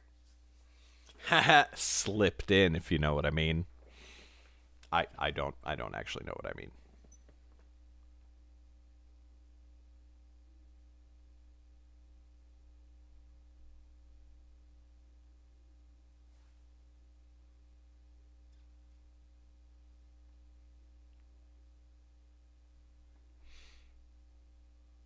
Oh my god, Kristen's here. Hi, Kristen. Boy, you missed some doozies today, Kristen.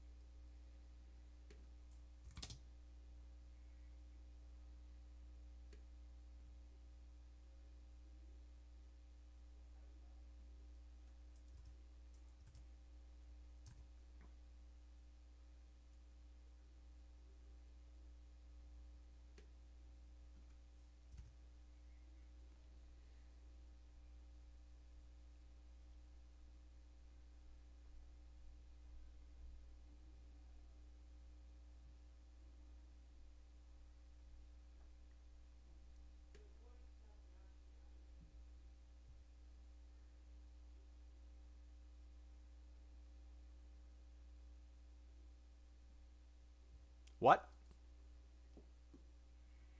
Ah, gotcha. Okay. That's not as bad as I thought.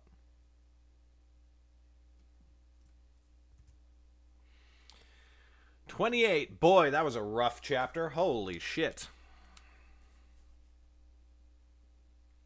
It needed some re-editing, and that was not entirely anybody else's fault. Some significant rewriting happened there.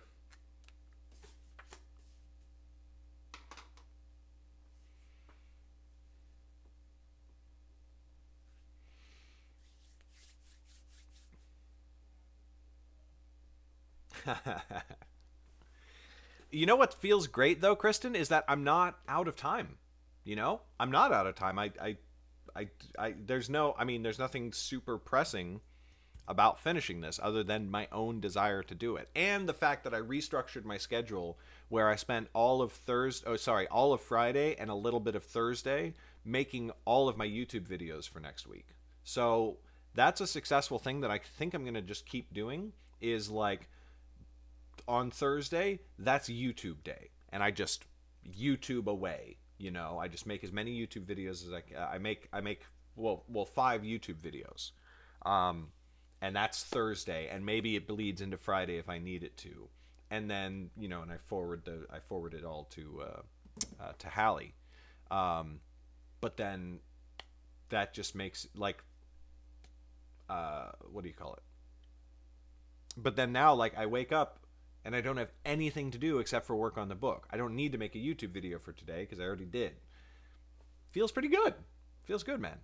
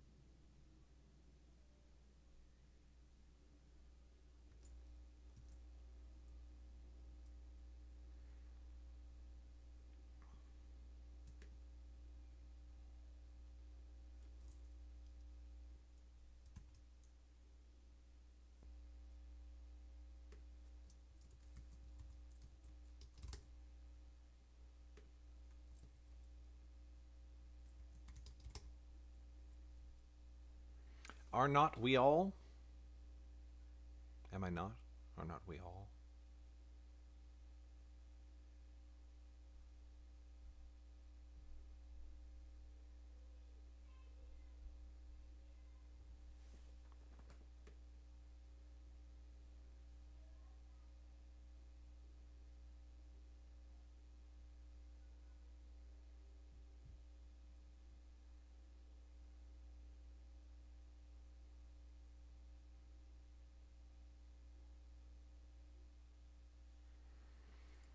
Dark magic that Underrealm has not seen in centuries.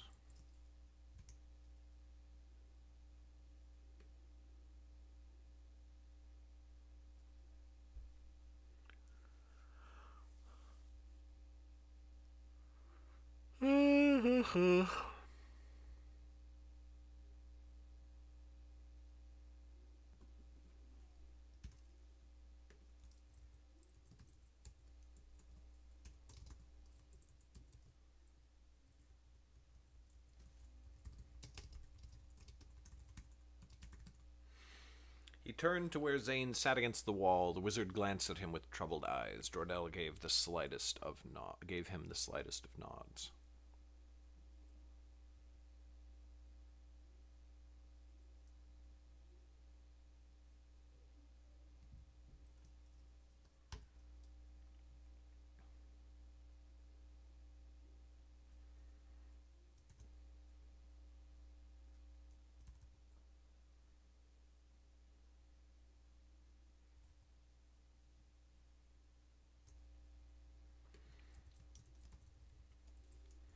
Just as we escape.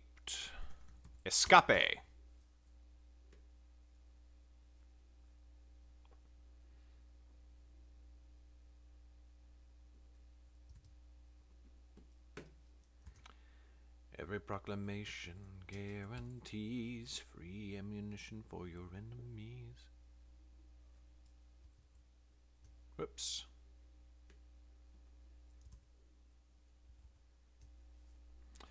That's not how ellipses work, you fucking amateur.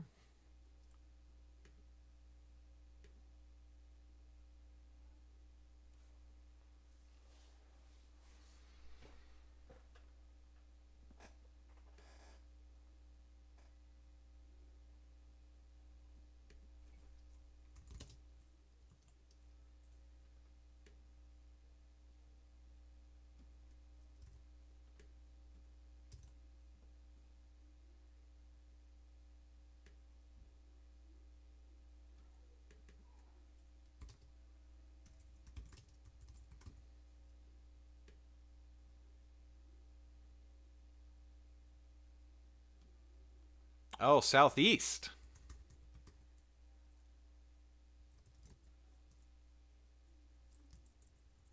We moved it to the southeast. Set to guard against invasion from Delmoon. Ah, a little geography thing we gotta fix.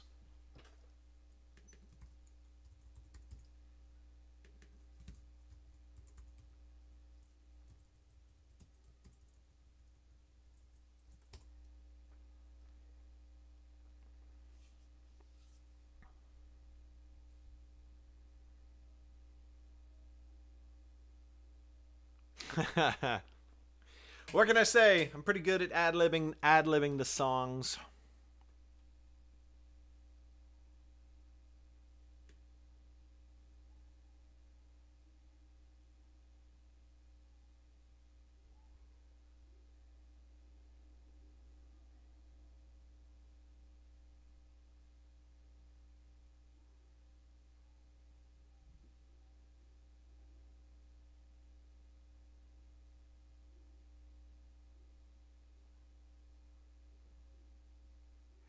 Okay, so another style point here, right? Oh, God.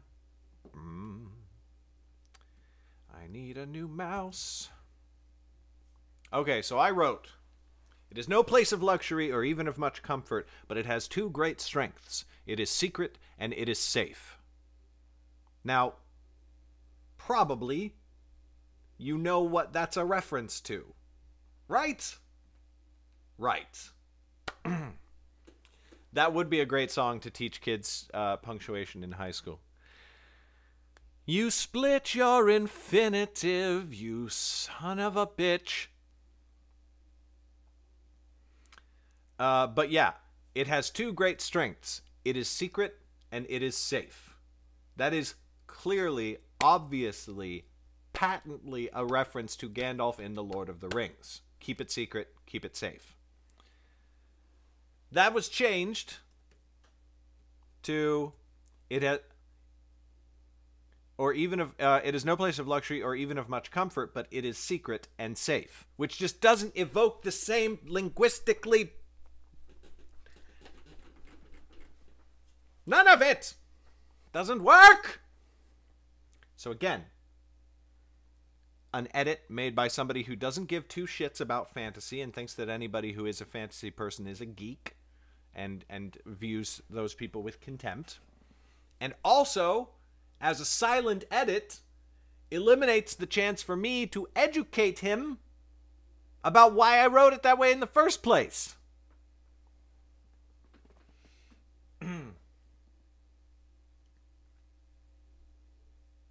Yeah, I mean, that comma is wrong, technically, but that is a style point that I could accept somebody wanting to do that as a style point.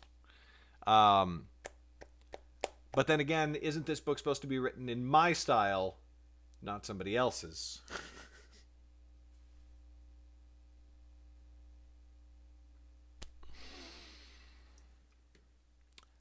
Loo-doo-doo!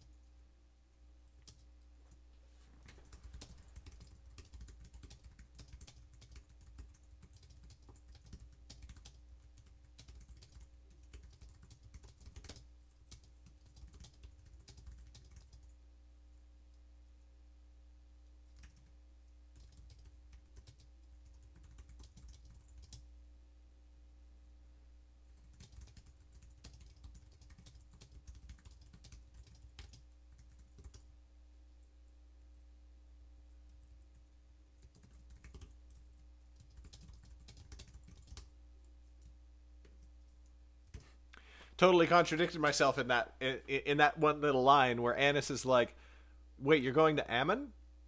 Doesn't won't people know that you're going to Ammon? Like the stronghold of your family and everything like that?" And Dordell's like, "Oh no, nobody knows where Ammon is. It's very few people know about it." And then in Shadeborn, or in rather in Weremage, the High King is like, "Hey, yo, Lauren, I'm gonna send you to Ammon." And like total contradiction right there. Yay.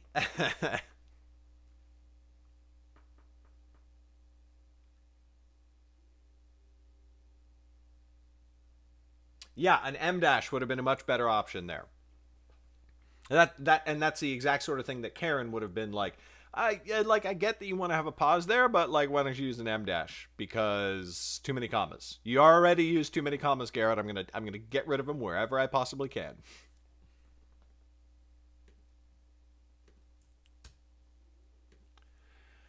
Yeah, well, you know grammar and stuff pretty well there, Kristen.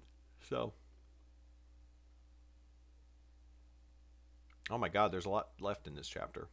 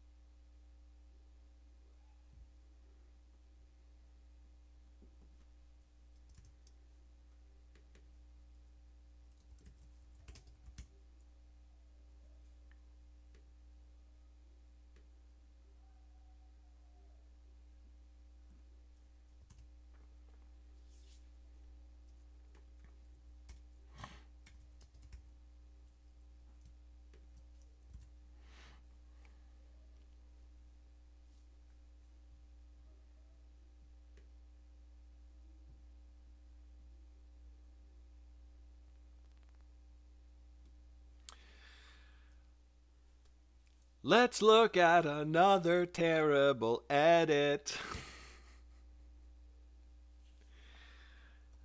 I wrote, but it all very good words, and I do not doubt them, but it seems that before they can be carried out, the lot of us have much to do. That was edited to, all very good words, and I do not doubt them, but it seems the lot of us have much to do before they can be turned out. Turned out? Turned out? Turned out? Turned out?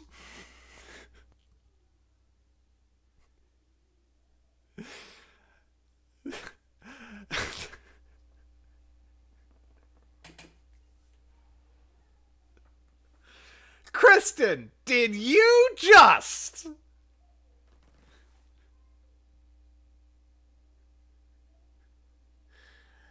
Turned out for what?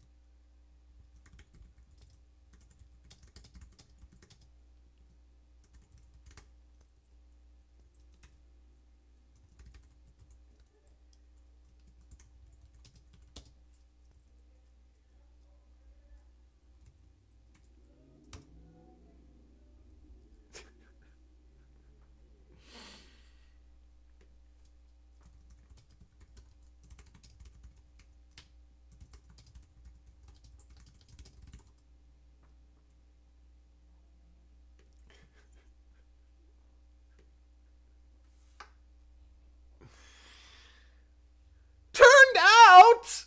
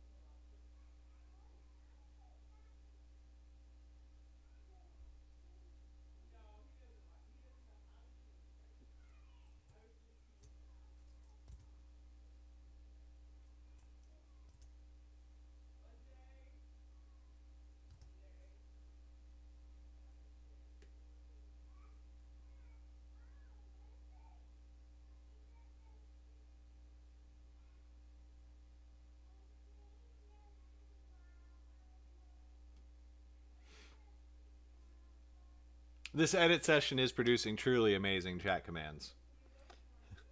Oh, did we already do that command? Because I added this command today because I forgot about that one.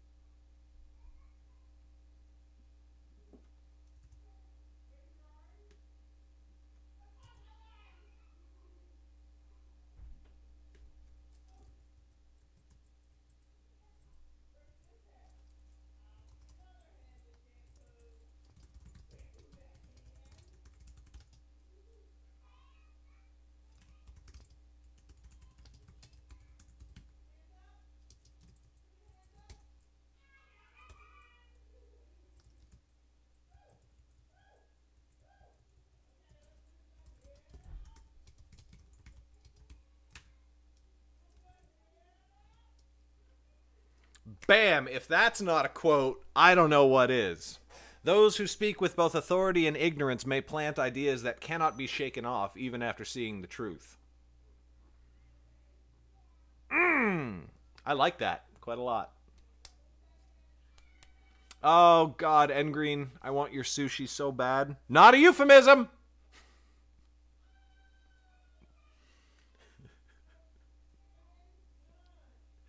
And that just became Engreen's command.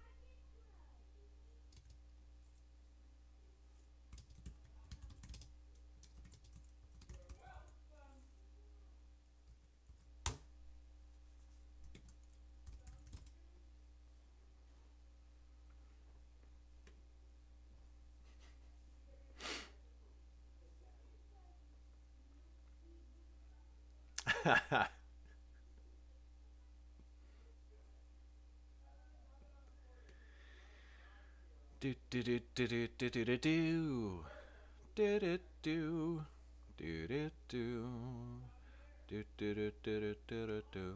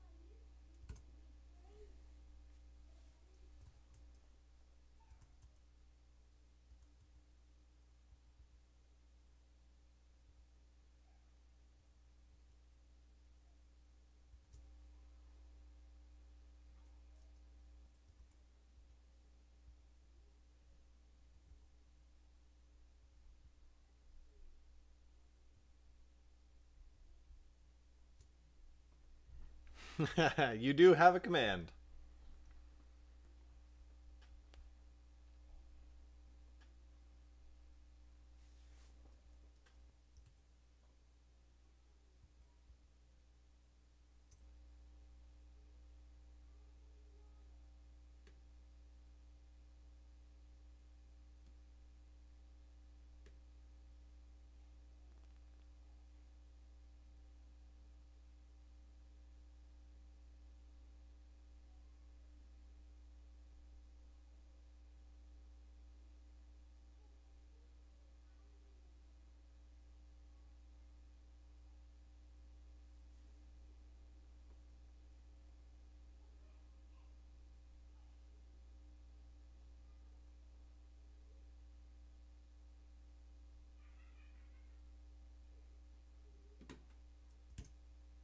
Ah, fuck. I need a new fucking mouse.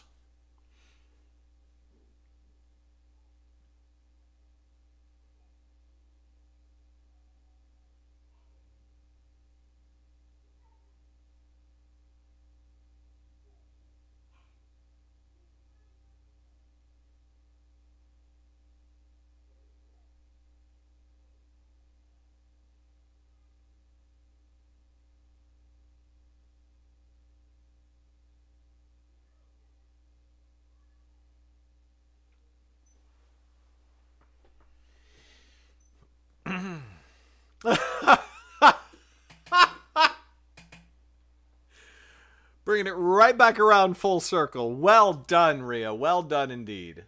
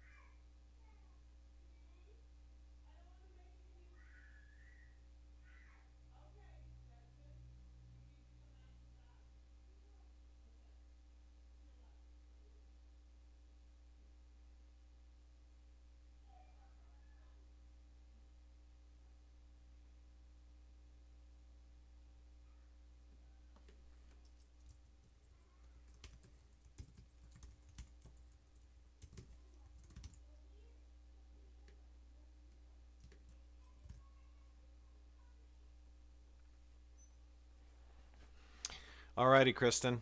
Hey, 4 days or whatever it is. How fucking exciting is that?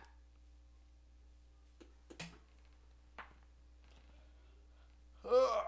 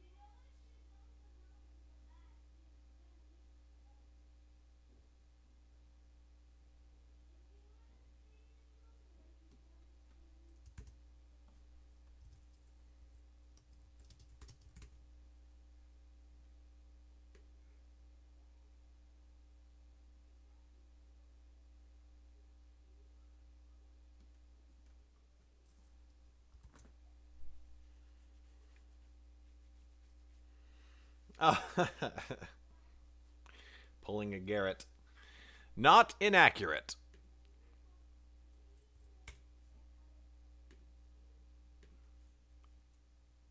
Nothing left to say except you're welcome.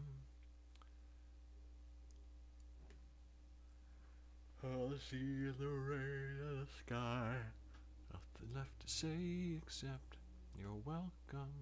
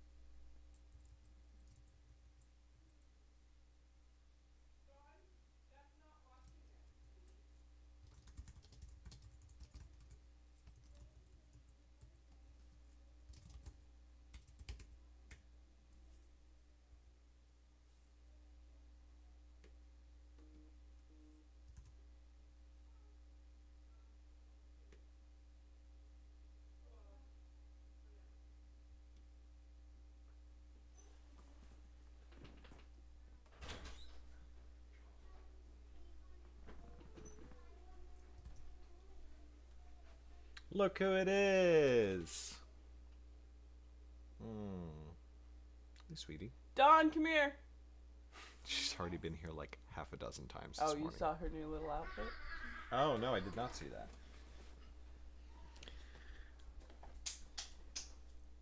Ah, whoa, whoa, whoa, whoa, whoa, whoa, whoa, whoa, whoa. No, Megan. sorry. Didn't know that was going to happen. Come on, Des, let's go dry you off. Come on. I look so fancy though. You do. I need to finish my chapter I'm working on, sweetheart. I love you. I need you to start getting ready. Cool. Okay. Don, can you close the door on your way out? Okay. Thank I you. would be glad to. Oh, thank you. No, no. Oh. Yes. You say hi? Hi. Okay, let me finish the chapter so I can wrap up the stream. Okay. Love you. Love you. This is not what we talked about. That's why. We almost had a naked baby run into. I can Watch out.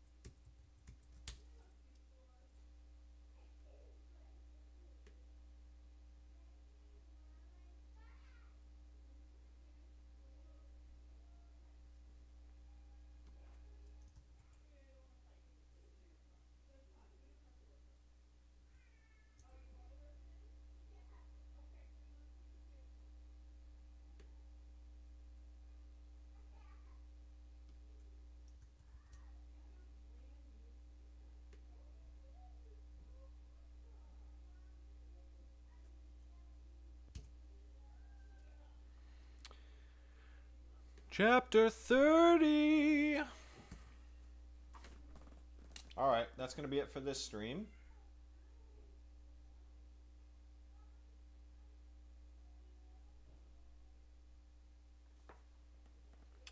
Damn, almost 4 hours this morning. I should wake up early more often. Although I only did 4 chapters, so that was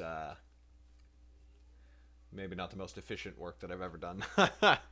We did a lot of talking. And that one chapter was really hard. Can't forget that. We spent an hour and a half on one chapter. So, yeah. Alrighty, that's going to be it for me. Thank y'all so much for watching.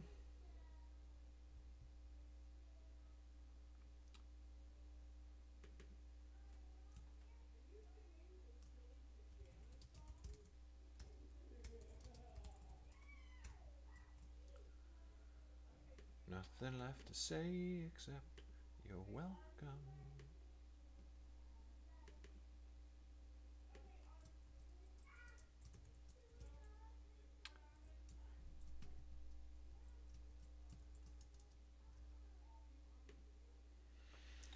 Oi, oi, oi, oi. Still feels good, man. 10 chapters left. We'll see how long that takes, but it's Sunday. Oh boy, I probably won't finish this today, which is depressing.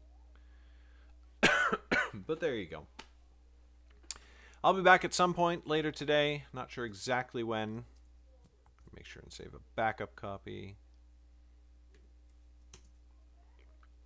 I'll be back at some point today. Not sure. I gotta go do family stuff. Then we gotta go. Yeah, I gotta go do family stuff.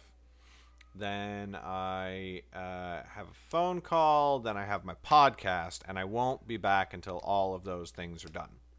So that's gonna be 5, and then after that, there's probably dinner and everything like that. So if I do come back and stream today, it's gonna be in the evening. So yeah. But still, 3 hours and 45 minutes is not bad at all.